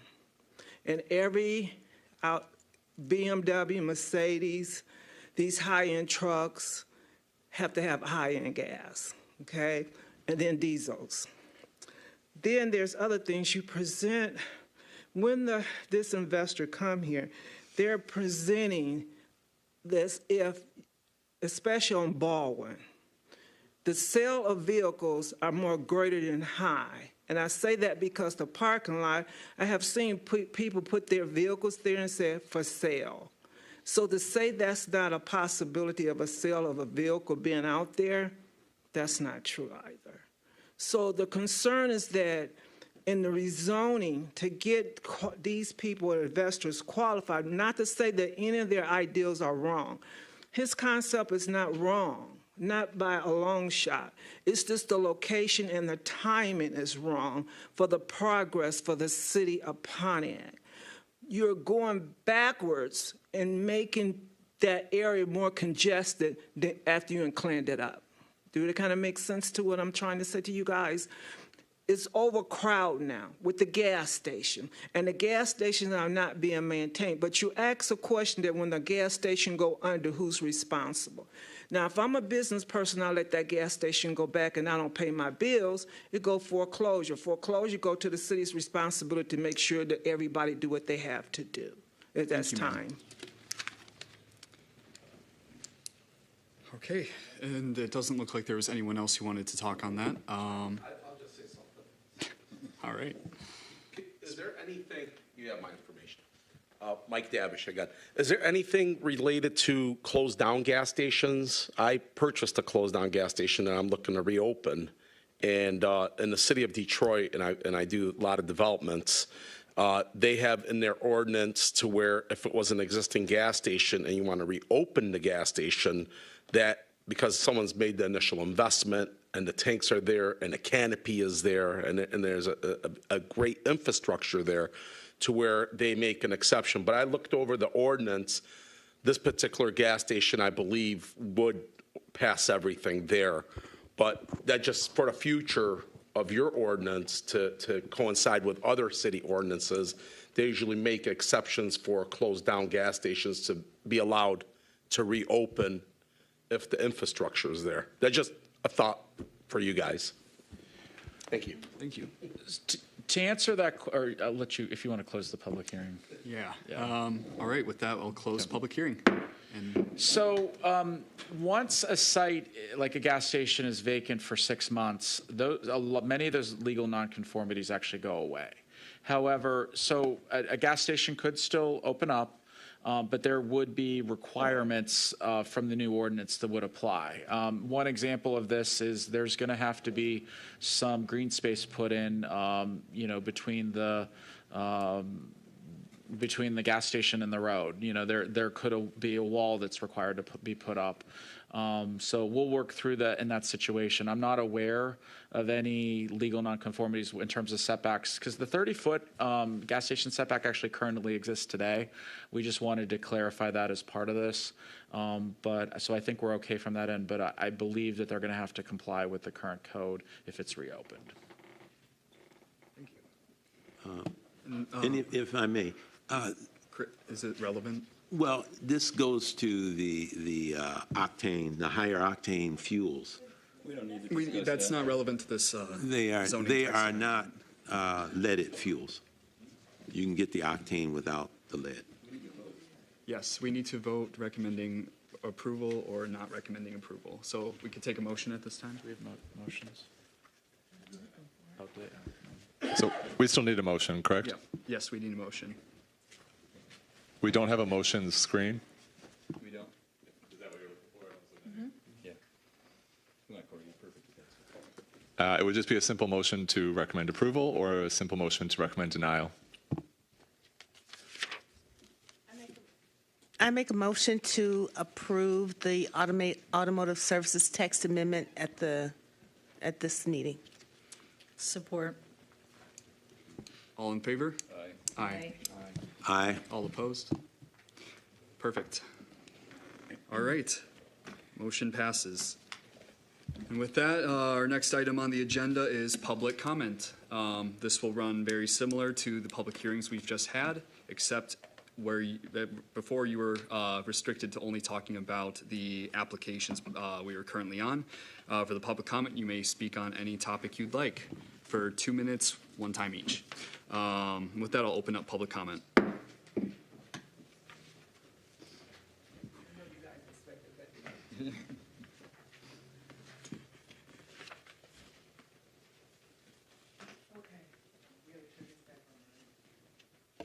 Is that okay? Okay, so the continuation of the conversation that we have. Pontiac, let's look at the whole picture in all four corners of Pontiac, east, south, west, and north. It was divided. Now you're trying to bring it together. In planning, you do these things. Now, rezoning is an important factor in order to make any city, whether it's Pontiac, Birmingham, Bloomfield, anywhere. The zoning department is the most important department. But in Pontiac, we seem to get what the other cities don't want. So investors come in here to rezone. Now, Pontiac General Hospital, and let's use that as an example, has been there since I was born in Pontiac General Hospital. And if I'm 70 years old, was born there, you can tell how long it's been there, okay? So with that being said, you get the surrounding homes around it. Now, traffic was there, but it also was leaving at a certain time. So then the city become time go by, the city become the responsibility of the property. But guess who does not attain or maintain the property? The city. So you're looking at blight. Who caused this blight? The city. Who choose not to keep the upkeep of all this property? The city. Who follow along with what the city is doing? Investors. So then you look at a whole lot of junk. So investors come in and say, oh, I can beautify it. But on that corner, you have just on Green Street, you have an empty apartment building that's been sitting there forever. On the side of the parking lot that this man want to build on, you have a medical building that's sitting there forever. You have, let me stop. You want me to stop? You can finish your thought if you'd like, but. Oh, okay. Yeah, just keep it brief. Okay. But the point I'm really trying to make, you rezone a environment that the city themselves, as Pontiac, has let go. So you want to clean up an eyesore that the city created by going through the investors instead of going through the city and their responsibility. Doesn't look like we have any more comments, so with that, I'm going to close public comment. And we will move on to our final application of the evening. This is a final site plan review, SPR 24-031, for 805 Baldwin Avenue. That we can have our staff report. Thank you. So this is a case that you have seen a few times now over the last year. They originally came to you, I believe it was July 10th, to get preliminary site plan approval. At that time, the board moved to approve with several conditions, 7 or 8. One of those conditions was that final site plan approval would have to come back to this board. Typically, final site plan is reviewed and approved by city staff. What we do at that time is ensure that all the conditions imposed by the various boards who came prior have all been met with, and once all the conditions have been met, we issue a final approval. But this board has requested that final approval authority rest with them, so we are bringing it back to you. It also came forward, I believe, in October for a special exception to allow for the gas station. So they've had a preliminary, they've had a special exception, and now is final. The applicant is proposing an automobile filling station with a convenience store, office space, and pharmacy. John Guma and Jason Cagey, the applicants, successfully petitioned for 2 variances on March 18th, 2024, which were approved by the Zoning Board of Appeals. These were a 0-foot setback in the side yard, the north side facing Merrimack, and a 4-foot 7-inch setback in the rear yard being the west side for a commercial kitchen. The applicant successfully received preliminary site plan approval from the Planning Commission on July 10th, 2024. This approval had 7 conditions associated. The applicants successfully received special exception approval for fuel pumps on November 6, 2024, and I believe there were 3 conditions associated with that. The property is zoned C1, local business district, and it must maintain a 20-foot minimum setback from the rear lot line. Sorry, that's not true. They had a variance. The property is uniquely situated with frontages on 3 streets, Baldwin Avenue from the front, Merrimack Street on the side, and South Merrimack Street to the rear. A canopy with 3 fuel pumps is proposed, and staff recommends approval of the requested final site plan with 4 conditions.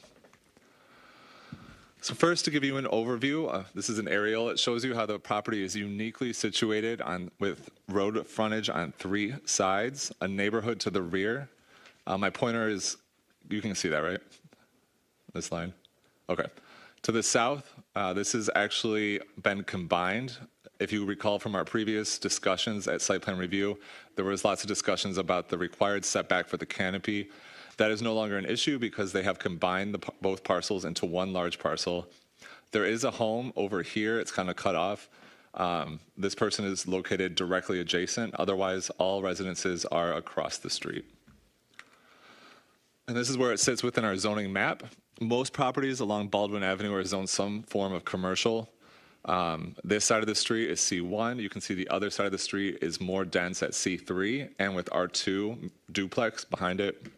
This side of the street, the west side, C1, and then behind it, R1 single-family residential. This is the site plan as proposed.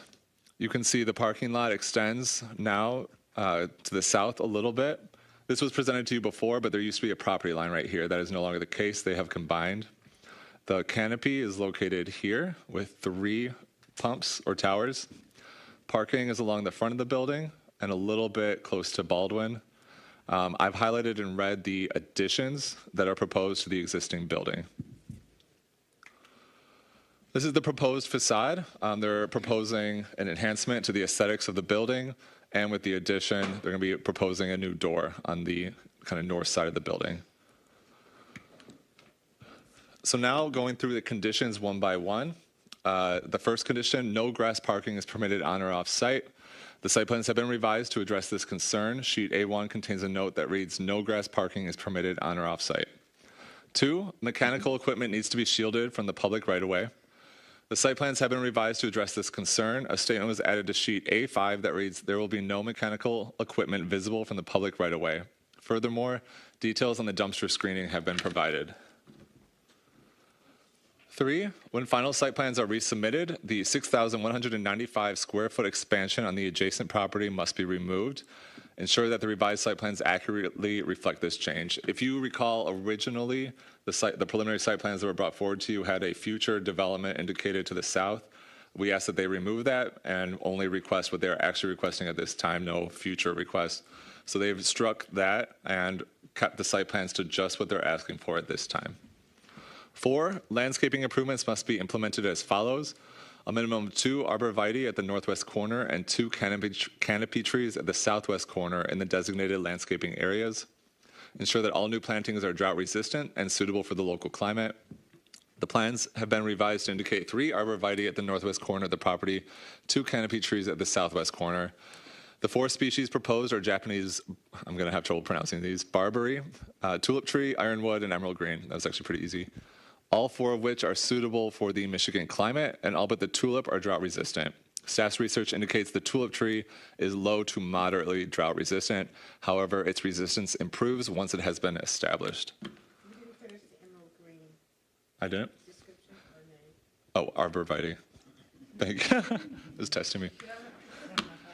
5, street trees must be planted along the Baldwin property frontage according to the zoning code for landscape frontage. The plans have been revised to provide for 2 street trees along Baldwin Avenue.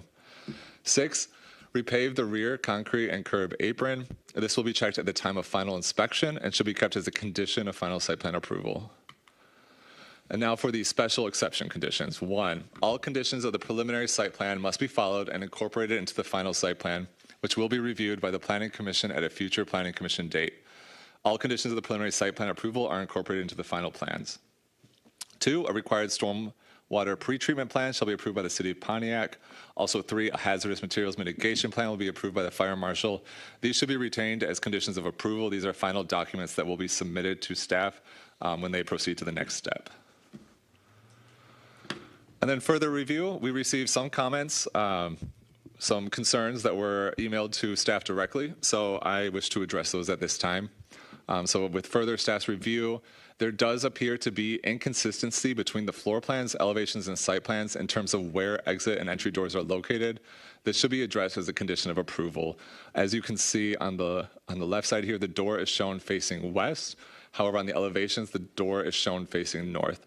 We just need consistency across the plans. So we recommend as a condition of approval that the site plans be revised to show consistent entrances and exits. Next, concern was raised to staff about the possible need for a retaining wall where the new addition is proposed. We did go back and double check this. It was not a condition of approval, and so that's why it's not addressed in the condition slides. But staff does defer to the city engineer on grading matters. The engineer's report does not identify any concerns with retaining the proposed expansion. The report states the project engineer has provided a topographic survey that is acceptable for this review. Furthermore, it concludes, based on our review and the above review comments, we find the plans acceptable for final site plan purposes only. If the site plan is recommended for approval by the City of Pontiac, engineering plans shall be submitted to the City of Pontiac for a more detailed review and approval before permits are issued and construction can commence. Procedurally, what that means is if they at that time tell us a retaining wall or something else is required, they would then be kicked back and required to get an amended site plan. Standards of approval. First, in terms of circulation, staff feels the site seems sufficient for traffic and pedestrian circulation. There are 2 access drives, one off Baldwin Avenue and another on Merrimack Street. In terms of buildings, the current structure does not impact adjacent properties adversely. Natural features, there are no existing natural features on site in need of preservation. Layout and screening, mechanical equipment is proposed to be shielded. And compliance with the zoning ordinance, the site plans comply with the zoning ordinance. With that, staff recommends the following conditions. 1, site will be developed in compliance with the approved site plans. 2, stormwater pretreatment plan must be reviewed and approved by the city engineer. 3, hazardous materials mitigation plan must be reviewed and approved by the fire marshal. And 4, the plan shall be revised to provide a consistency in terms of entrance and exit locations. And with that, we have sample motions for your use. All right, thank you, Corey. Do we have any questions for staff at this time? Yes, Chris. the fuel trucks, I think we had a discussion on that. I wasn't clear of I didn't remember the outcome of how the fuel trucks are going to move. And secondly, is there a standard layout for fuel pumps in terms of the separation between the pumps, rows, columns of pumps, so that the cars can fit in between them and people walk back and forth? I was trying to figure out exactly how that worked on this one. So much of this is why we are bringing forward this ordinance to add more teeth, because we don't have a lot of rules on the books addressing these concerns. So the only requirement for pumps location-wise in the current ordinance is 30 feet from the property line. We also require the canopy to meet the ordinance requirements for structures, so it can't be within 10 feet of another structure. But that's it in terms of what we have on the books that we can really regulate. In terms of the truck navigation, we have had it reviewed by the city engineer, who felt it was suitable. Okay. And how about I know someone was saying that the pedestrian movement on the site, it's hard. I'm not, I was trying to look at that site and then look at other sites. It seems like these pumps are a little closer together than what they are on other sites. And then we have that area where the building sits, and then cars would have to drive between the pumps and the building. And I was saying, wow. And then the spacing between the cars at a pump, I was trying to scale that off, and I said, there's probably a standard. And if it meets the standard, let it go. But I wasn't sure what that standard is. And did someone use a standard did they apply a standard in looking at those pump locations and relative cars and movement and stuff? So again, the ordinance is very limited in this regard, so there was very little we could do. We did check to make sure that two cars could be adjacent to each other between the pumps, but other than that, there's nothing in the ordinance we can cite as a reason to push them apart. Well, I was just wondering if there's maybe like industry standards or architectural standards. That might be a better question for the applicant. Yeah. Okay, good, thank you. Yes, Sue. Corey, can you elaborate?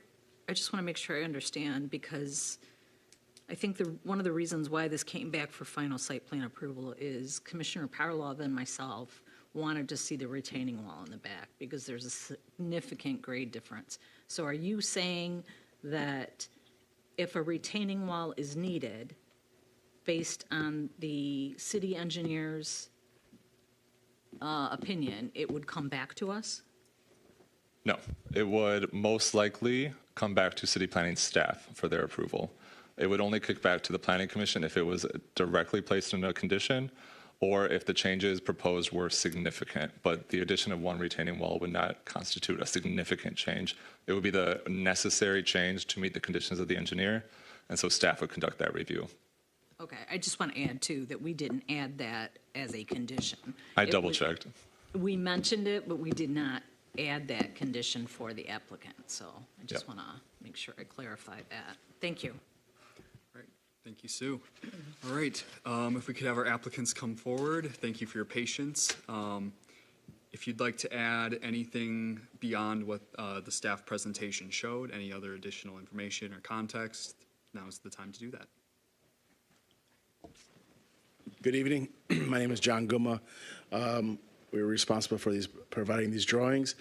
Really not much more to say. This is our fourth run. I think we've accommodated all your recommendations and suggestions and continue to moving forward as well. I'm here to ask you if you have any questions. All right, thank you. The Commissioner door. Duval, do you have any questions? The door. Do you know if is it going to be on the west or north side?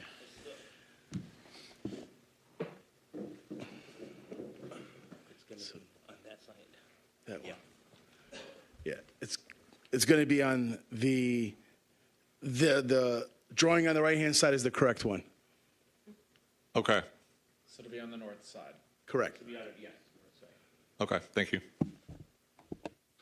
Commissioner Duval, do you have any questions for our applicant? No, I think they've come a long way. I'm pretty satisfied with everything. I was concerned about how close the pumps were. How many pumps do you expect to have? So 3 dispensers. So we did take in to the commissioner. We did. Microphone, please. It's not turned out as the bottom. Oh. Right, there you go. Sorry. No, you're good. So we did obviously take in consideration, sir, with 2 cars next to each other. It's pretty much what Corrigan recommended as a standard is what they do. Also, as far as the traffic coming in and out off of Baldwin, we've got, because we expanded that. Jason, I asked a question. Oh, I'm sorry. I apologize. What was your question? I'm just messing with you. Okay. Go ahead. Listen, I'm over here sweating already, man. I know. He's got me must take my coat off. So as far as the traffic coming in and out, it won't be necessary unless they're pumping to go into the pumps. They can come on the south side of the pumps and enter into the front parking lot. To answer your questions. Did you have a question? Seriously? No, I'm good. I'm just. Okay. I welcome the expansion. I think it's, and I will tell you personally that I've come at that Baldwin Montcalm intersection many times, and I'm like, I just missed the gas station, and I'm wanting something right there. And so, for my personal use, I think it's, I'm not over there a lot, but when I am, I somehow always miss that gas station. But I think it's. I think it's fine, and you've done everything we've asked you to do, so thank you. Thank you. And then just want to say, between all of you, you guys ask a lot of questions, and you guys are really, really into detail with every single project. So my hat off to you guys, seriously. So, any other questions for us? Commissioner McGinnis. Thank you, and thank you for continuing to pursue this towards the completion. To carry on Commissioner Duval's question, so we've got 3 pump stations, but that means basically 6 opportunities for vehicles, correct? Correct. Okay. All right. Thank you for the thorough nature in which you've worked to rise to all the different conditions and requirements of the special exceptions, because it's made it a stronger site plan, a stronger proposal, and it'll make a stronger outcome for your business, but also for the Baldwin corridor, which deserves enhancement, deserves to be more thriving and beautiful, and that would benefit you, benefit your customers, benefit the neighbors nearby. And although this is unrelated, north of your site, there's a lot of dormant parking lot, et cetera, and so there's a lot of conversations happening about how the former GM Fierro plant parking lot might be able to have a new lease on life as well, which would be, of course, more customers or clients for this gas station. But so much of the Baldwin corridor needs some love, some vitality, and so thank you for being active, open, engaging a destination, and working to advance to make that even more so. Thank you, Mike. Commissioner Shepard. No questions. Thanks for what you're doing. So I think we've put you through all the paces. So. Thank you very much. Thank you. Commissioner Sinclair. I got to make you sweat a little more. Hold on. No? It's her birthday month. Let her have Happy belated birthday. Thank you. I think you answered this question I asked last time, I'm pretty sure. Because you're doing the restaurant in the back or the food service, food prep, whatever, where are they bringing the goods in? Are they bringing them in through the front or the side? As of right now, it's going to be from the side. The back. The north side? On no. The west side. On the north? No, it's going to be in the west.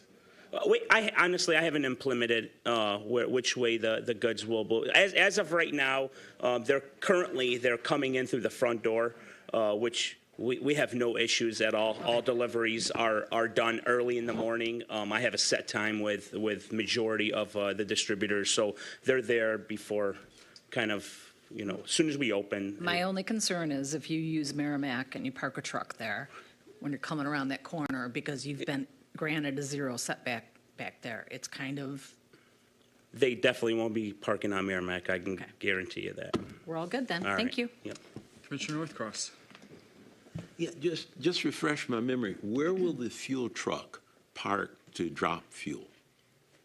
And how will it get in? On the south side, we'll be entering in off of Baldwin. Coming in off of Baldwin, and then they would loop, coming off of Baldwin and hang a right, like kind of heading north, right? Is that what I'm looking at?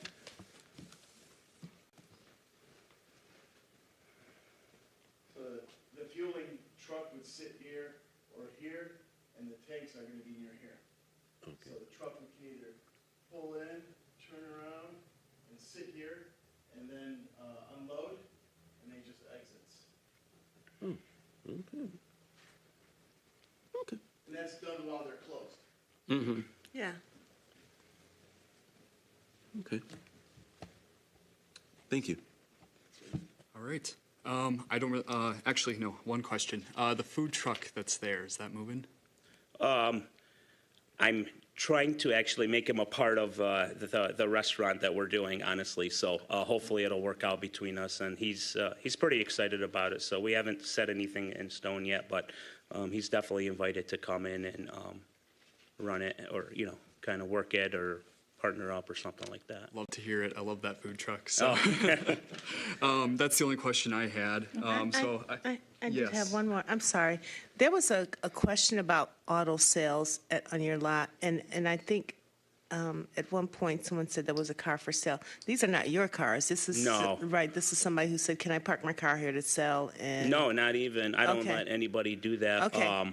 I know the food truck guy, he used to commute back and forth. He didn't want to move his truck every time, so he didn't leave it there overnight. He'd leave his employees and then just commute back and forth to work and home, pick up his kids. So that was his vehicle. It was a pickup. Okay. And he did, it was registered, but he was selling it at the same time. What's the So, food on the food truck? What kind of food is it? Tacos. Okay, cool.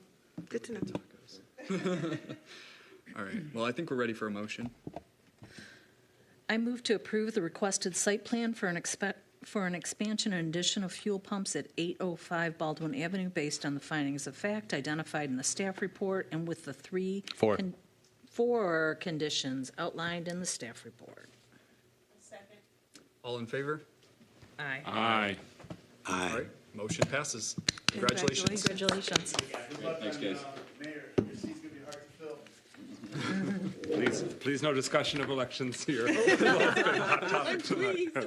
Thank you. Right. Thank you. All right. So from there, we're going to move into new business, and the only item on the agenda for that is our 2024 annual report. It's that time of year again. Let's get it loaded up. Yep.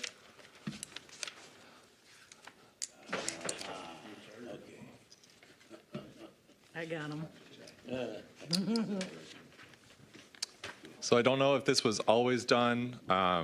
We definitely did it last year, and we're doing it again this year. This is a requirement by the state. It's actually in the Zoning or Planning Enabling Act. You are required to compile a report of your activities over the last year and submit it to City Council. So staff has gone ahead and provided you with that report, and our recommendation to you tonight is that you move it on to City Council.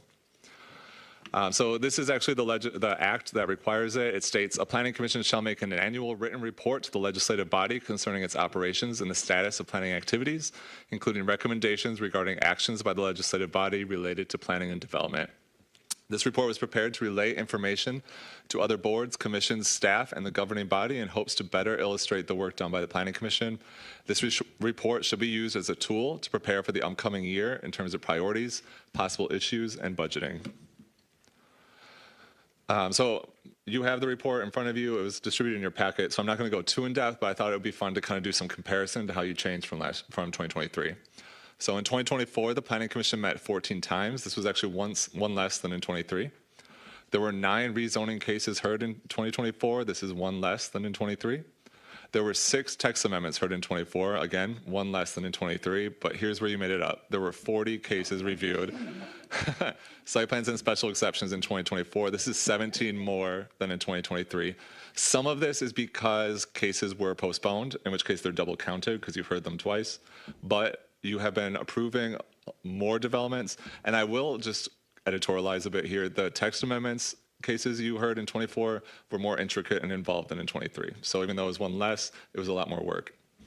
Moving on, there were 2 trainings conducted in 2024. This is one more than in 23. And in addition to this, the Planning Commission took on master plan update responsibilities in 2024 that were not asked of the Commission in 23. And so with that, our recommendation to you is a simple motion to forward the report to City Council for its consideration. Take a motion. I make a motion to forward this report on to the City Council. I second the motion. All in favor? Aye. Motion. And if I can, real quickly, this is an excellent document for being able to do research. You know, as we have, there are just certain site plans and certain other projects that, for me, have set the benchmark for all other plans. And being able to quickly go through the archives, which are now online, pull those items up and compare has really been a help for me. I'm glad to hear that. Yes. And based on the agenda review discussion I had with the mayor and deputy mayor this afternoon, the intent is for that presentation to happen February 18th at the next city council meeting, if you're available. I believe I will be. Cool. Okay. Thank you for the Planning Commission for sending us that report. Yes. All right. Next on the agenda is staff communications. Hello. So I think real briefly, let's discuss what's gone through City Council recently. So last night, the zoning text amendment for marijuana LED lighting was approved. There was a zoning and text amendment for places of assembly. It went to second reading last night, but it was tabled from City Council, and we're going to be reviewing it with the Economic Development, Housing, and Planning Subcommittee meetings in the coming months. So that's not it's still moving forward, but it may be a month or so before that actually comes back. City Council did pass the master plan last night. Actually, let me just say this. 43 Columbia was also rezoning the former Owens School. The applicant has not gone to City Council yet and has retained a consultant and is hoping to come forward in March. So that application has not made its way to City Council yet. Lastly, City Council did adopt the resolution adopting the draft master plan and really starting the 63-day minimum public input process. So on the screen is our wonderful website, visionpontiac.com. And if you scroll down a little bit, you can view the draft plan and you can also submit content. I'm going to take this over here. This is a wonderful document to review. Now, you have until April 8th as Planning Commission members, as City Council members, as community members, to provide input on this draft plan. Once April 8th happens and it gets April 9th, we're actually going to stop public comment because that really allows McKenna to review all the comments, compare it with the plan process that has gone forward. Is this consistent? You know, if you're adding an additional partner or making a suggestion like you did, Commissioner Northcross, absolutely that can be amended. But they want to make sure that just because someone's mentioning, hey, let's do this, make sure that it aligns with everything else. But you have that ability up until April 8th. But starting April 9th, they're going to start reviewing the plan, and it is going to come back to Planning Commission on Wednesday, May 7th for a public hearing. That is the normal Planning Commission meeting time. We are going to allow a couple applications, so we're not going to call a special meeting. We're going to allow a couple applications that evening. However, you know, more than 2 or 3, we're probably going to call a special meeting later on in May for the remaining other planning items. Once it goes, Planning Commission makes a recommendation to City Council, it'll go forward to City Council with the resolution. I did want to just point out on the website, again, you can view the draft plan by clicking on the yellow bar, and then if you wanted to submit comment, there are 3 basic questions here. What do you like about the plan? You know, we definitely want feedback. We want suggestions, things like that. But we wanted to balance that with, what is someone actually liking about the plan? What questions that maybe are not spelled out are in here, and I think that helps us in our communication. But number 3 is the key one. What comments, suggestion, or feedback do you have about this plan? These boxes look a little small, and I was a little concerned, but this is SurveyMonkey. If you put your mouse over the box, you can actually drag it and make it as big as you want to. So someone that is, this is a very comprehensive document. Someone that's actually going through that, you want to review what you're writing. That is the way to do it. It doesn't do that ahead of time, but you have the ability to make that box as big as you want to. So I just wanted to share that for some perspective. We did have a virtual webinar today. I would say that we're going to evaluate it. The McKenna started the presentation, and unfortunately, Mr. Jackson's computer crashed, and so here I am on the fly, no PowerPoint presentation going through, and just trying to assist people on how to get through there. We're gonna evaluate it tomorrow to see if that will be the webinar, if we need to do something to supplement that for everybody. We really appreciate the support here. I would say as Planning Commission members, though, you obviously want to evaluate this document, but it's really going to be the guiding principle for all plans, especially rezonings, after it's adopted. And so it's good to get some understanding. And when you look at individual sections, you may not understand why is the city going in this direction, but I've heard feedback from a few people that looking at the whole document really can assist with that. So please let me know if you've got questions, concerns. I'd be happy to discuss with anybody about this process. A press release was put out today, so I'm hoping that the greater community really knows that this plan is available, and I wouldn't be surprised if it's in some media outlets in the next couple days as well.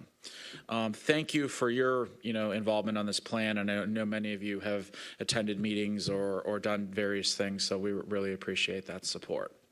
The last thing I wanted to say is the March meeting we are anticipating. I think it's maybe 3 or 4 items, so nothing, no marathon thing. I did want to just leave this. What? So, well, actually, the deadline's passed. Yeah. The thing I would say is, so we have 2 mixed-use zoning districts. We have the residential unit plan development, or PURD, planned unit residential development, and we have the mixed-use district. And Corey and I have been kind of reviewing that, sometimes with people, sometimes ourselves. And one of the things we didn't realize is that it takes 25 acres to rezone something to either a residential plan unit development or a mixed-use development. And in a growing suburb or growing township, that is a reasonable request. It's a large enough area of land. You can get different things in there. It allows that flexibility. But in a place like Pontiac, no one has ever, we have a few mixed-use districts. No one has ever invoked the zoning district for a planned unit residential development. And that is, our 2014 master plan talks about flexibility, housing flexibility. The 2025 plan that is currently in draft talks about housing flexibility, but no one's able to invoke that. So we're evaluating, but we're looking forward to coming for a public hearing for a zoning text amendment for both zoning classifications to allow a smaller threshold. I don't want to say what that is. We're still evaluating, but it would make it a little bit more palatable to be used both for residential development and commercial development. Now, let me say this about these things. Let me talk about residential first. Really, what that does is it allows a developer to come in and develop some homes. They still have to follow the zoning standards, particularly on the periphery, but it gets them through it's a rezoning and site plan package at the same time, and gets them through a process to Planning Commission and City Council, and there's a development agreement that normally goes to City Council as well. And it really provides them internal flexibility based on design standards. They may have reduced setbacks, but you see that within the application. I know that's not something this board has necessarily seen, and we will do our best to educate you through that process, but it is a tool that we want to evaluate because I think there are some redevelopment opportunities that may allow for some additional housing, because it's very difficult to do that. 25 acres is very, very large right now. So, and And there are times that, you still get to evaluate standards, and I'll share with you next month what our current standards are for those, what the entire sections are, so you get some understanding as well. We do have a rezoning, and we have a few other things. I don't have that off the top of my head, but I just want to prepare you for next month. So, have I missed anything? Oh, hold on. Oh, yeah. Hold on, Chris. Thank you, Mark. Mike, was there any other updates from City Council, or did Mark cover them? I think Manager Yandrick covered it well. I mean, there are a lot of things happening in Pontiac and in city government, but in terms of the planning aspect, I believe that covers it. Okay, great. If I may, there's one more thing I forgot to mention. So, the mayor mentioned this last night. MDOT is going through a plan process, just like we're doing in the city for the master plan. They're doing it for Woodward from Detroit to Pontiac.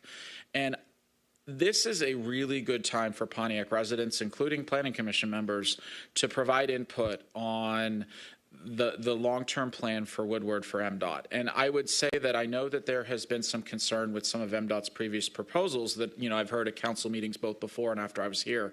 This is an excellent time to give MDOT some direction. So when there's a proposal that comes forward, maybe in 3 or 4 years, it aligns with some of that feedback from the community. So there are flyers in the back here, but there are 2 sessions in person at the Pleasant Ridge Community Center on Tuesday, February 18th. The afternoon session is from 12 to 2. The evening session is from 4 to 6. There also is a virtual open house on Thursday, February 20th from 4 to 6. So, Woodward is a very key thoroughfare for the city. It is a wonderful entryway to welcome people to Pontiac. What works in Ferndale and Royal Oak may not work up here, and that's why, they're doing this master plan process. There are different things that could be viable, and I was having an interesting conversation with a representative from Bloomfield Hills, and they had no idea that the Pike Street connector was going to be completed in a couple years, which is going to bring a lot of bikers, and they had no idea that potentially their residents may want a way to bike up to downtown Pontiac to get on the trail. And I'm not saying that's going to happen, but it's just something you've got to think about long term about what's good for not just our community but our surrounding communities as well. So, okay. Thank you. Thank you. I just have one really quick thing, and then I'll. So I think I had brought this up when I was very new on the Planning Commission, and seeing the text amendments tonight kind of re-sparked it for me. But just something I would appreciate if staff looked into would be making it a base requirement for new builds to have truck turn analysis as part of the site plans. I am more specifically at minimum fire and trash truck turn analysis. There's been a handful, this isn't a big recurring thing, but there's been a handful of site plans that have come through where it's kind of iffy on whether a truck like that would actually be able to make the turns on site regardless of if the minimum aisle widths are met. So just something that I would appreciate if it was looked at internally as maybe a future text amendment. Yeah, we may consider that. The one thing I would say about the fire department at Waterford is more often than not, they're, again, parking on the road to fight a fire for one reason or another. And sometimes it's the size of their vehicles. So, we'll definitely work with them, but that's why you probably haven't seen that as much. But in terms of dumpsters and other vehicles that may service the site, it is an important thing, and we'll continue to work through that. And there's some specific proposals that we may still be able to require that, even if the text is not in there, just because it may loosely follow a standard. Okay. I just want to add, it's definitely a conversation we've had back at the office. We do believe that these are important and should be required more often. And we went over it earlier, but you'll notice in the automobile service ordinance update, we specifically called it out because of that reason. Mm-hmm. That's what brought it back to my memory. But yeah, that was all I had. Chris? Building specifications. I think the state of Michigan right now is revising some of the building codes and other items. But that makes me wonder. I know our zoning ordinance is implicit in that, or is that we build upon whatever is required for the standard building codes. But have we? I don't know that we've had that discussion about what a minimum building should look like in Pontiac, especially with regards to residential properties. I know we've talked about what the outside should look like, but the inside, are we looking at requiring certain energy efficiency things? Should there be a certain R rating on the walls, certain other things that maybe at this point we just want to ask, something that we see coming down the road? And in doing so and making that known, when we start to talk about a smaller property, that may make that a little more palatable and allow people to have a vision of, yeah, this isn't going to be a cheap, just a fly-by-night property, and maybe not one that's going to be wildly expensive, but at the same time, not one that's just going to be cheap fly-by-night type of property. Thank you for bringing that up. I would say for that is something specifically we are targeting to evaluate through the zoning code rewrite. So, we are planning on, we're going to have an RFP ready once the master plan is adopted, that we start soliciting firms to help us with the zoning code rewrite. I expect that process not to be a consultant sitting in the corner. I expect not as much as the master plan, but I expect some engagement sessions with the community, with planning commission, with city council. And I think that housing is one of the topics. Now, we want to make sure this master plan and housing study, it aligns with that. And, the housing study is coming forward. It's getting finalized over the next month. We'll be coming forward to city council just for review. But we would want to make sure that it aligns with the kind of the community's values and where we want to go. I agree with you. I think there's an interest in getting residential design standards, particularly on the outside of houses. It's not that everything has to be a stone facade or anything like that, but we want to make sure that it is affordable, but also helps the neighborhood for long-term stability. What you don't want is the cheapest vinyl that falls apart constantly, and then you're creating blight. I was also talking about the actual construction. Yep. Maybe straps and glue or something like that. We should probably do that though in a larger community conversation to see what is most appropriate there as well. But it is a benefit. It is a cost for that, but it's also a benefit to the homeowners that own that. And the city, I would say that even though the master plan's not adopted yet, we're already we've asked the grants department for some of the short-term recommendations to start looking for grants for us, and some of that may benefit homeowners, some of that may just benefit the city, and let's get started. Let's at least see where we can get funds started on that for that process. Okay. Well, if there's yep, Mike. I'll send my question regarding the master plan to you so you can make this a little shorter. My only question to you tonight is the Dell prescription sign. Any status update on that? Because I am going to bug you until it's gone. We actually talked to him. He's preparing to remove that once the winter, he's hoping to do it in about a month. Could it go to the Oakland History Center? I believe I asked the question, but to see, but I'll double check on that answer. Thank you. Go. Happy birthday, Sue Sinclair, Commissioner Sinclair. Happy birthday month. As I marinated further, I think I do have some updates for the commission. Do you want to share, though, about your expanding team? Oh, thank you. Yeah, we have a planner one that is beginning with us next week. Has Pontiac roots, but is from Oakland. It lives in Oakland County right now. We're very excited. Actually has a law background, and I think it's going to really help us in the fact-finding mission that really staff has to do with many of these applications. So look forward to definitely introducing you to him, hopefully at the March meeting. Very good. We did take multiple actions that aren't directly related to planning, but are about projects that this body has weighed in on. One is the Casa del Rey Apartments renovation that we approved a neighborhood enterprise zone application to allow, sort of their funding stack so that way that redevelopment can happen on 111 Oneida. Similarly, a neighborhood enterprise zone application was approved for Auburn Place Apartments or Lighthouses development at 454 Auburn, that 5-story apartment building that has come before the Planning Commission as well, in part to make that, to facilitate that action.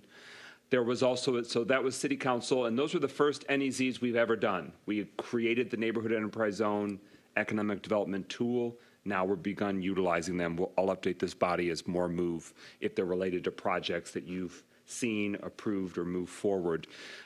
We have gotten a favorable news out of the state of Michigan with the Michigan Strategic Fund regarding a transformational brownfield at the former Oakland Press building, the former Federal's department store, vacant land that's at the northeast corner of southbound Woodward Loop or Cass and Huron. That will be new construction apartments, exchange flats. I can't recall how much that's come before this body yet. So we have not received any, and so I've gotten a lot of calls about that. Hey, do they have site plan approval? I think we're waiting until they got the funding to move forward. I expect to see them before this board in 2025. While it is downtown, you think, oh, it's got to go HCC. No, there's one or two buildings that are in the historic district. A lot of this project is actually downtown, but not in the historic district, so it would be Planning Commission's jurisdiction. So it's very substantial, residential, commercial, mixed use, public spaces, activation. It's very dynamic. So I'm sure this body will enjoy learning more and really moving it forward and learning about the site plan proposal. We also, I think we do have, it hasn't come before us, but I know it's come before your department broadly, community development, but there's a $48 million expansion and renovation to Trinity Oakland or St. Joe's Hospital. Their emergency room is being expanded, and so that'll be a project through 2027. It will always stay open. You know, it's not like the hospital's closing or the emergency room shutting down. It will still be active. Do we anticipate that coming to Planning Commission? No, they've actually received a zoning certificate for just a minor site improvement outside. It's very, very minor. Okay. So it's essentially their same footprint, but it's interior renovation, so it won't require something from us. If I may just add on, Contour Windows, if you remember, they went through a rezoning and site plan process. They were having issues with MDOT getting 3 access points on Perry. I do want to say that he has at least shared with me that he's able to acquire the adjacent residential property, is in a due diligence right now. He's going to make some minor amendments to the front facade, not the front entrance, but we anticipate receiving something maybe in about 2 months. So nothing that would need to go back to this board or commission. We don't expect, unless it's a substantial change. So there was a little brief hold on that project, but it does seem to be moving forward. And Lighthouse got a conditional rezoning from this group a long, long time ago. There were some hiccups with right-of-way acquisition and easements and vacations, but that is moving forward. There may be an extension request to City Council at the beginning of the March 3rd meeting or March 4th meeting, but that seems to be moving forward, and they've done their part to keep continuing. There was a lot of work with WRC and some other utilities. And of great interest to the community and this commission, the Oakland County redevelopment project downtown. The most immediate action is the phased demolition of the Phoenix Center. What had been shared with all of us is that it would be January. Obviously, January's come and gone, and it hasn't started.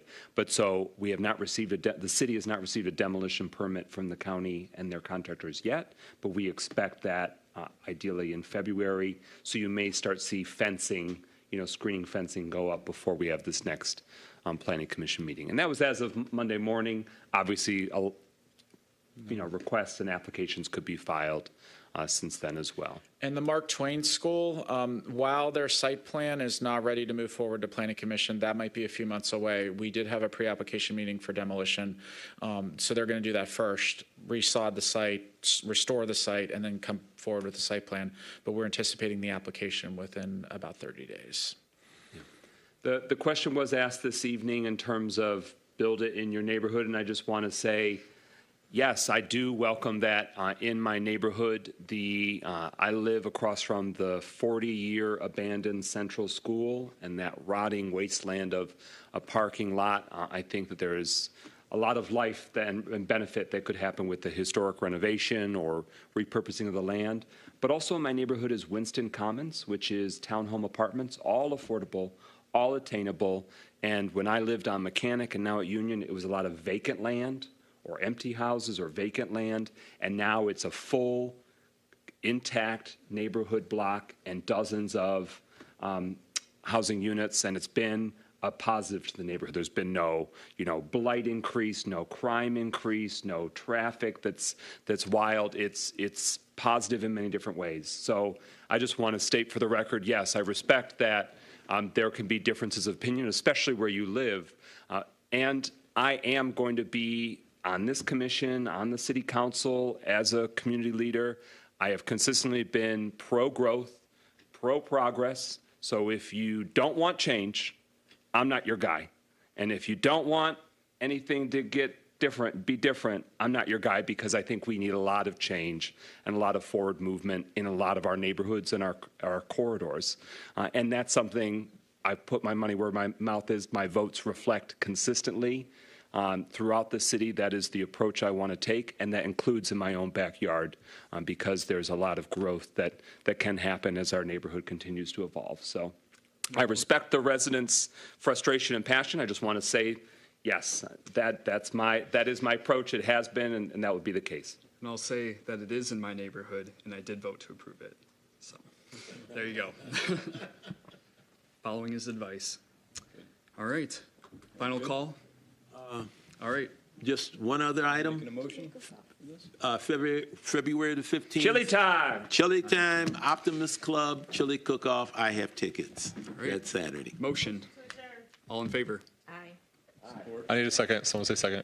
Second. I'll second. I think we got 4 seconds. How do we unplug him? Did you break the chair? The bottom right, it kind of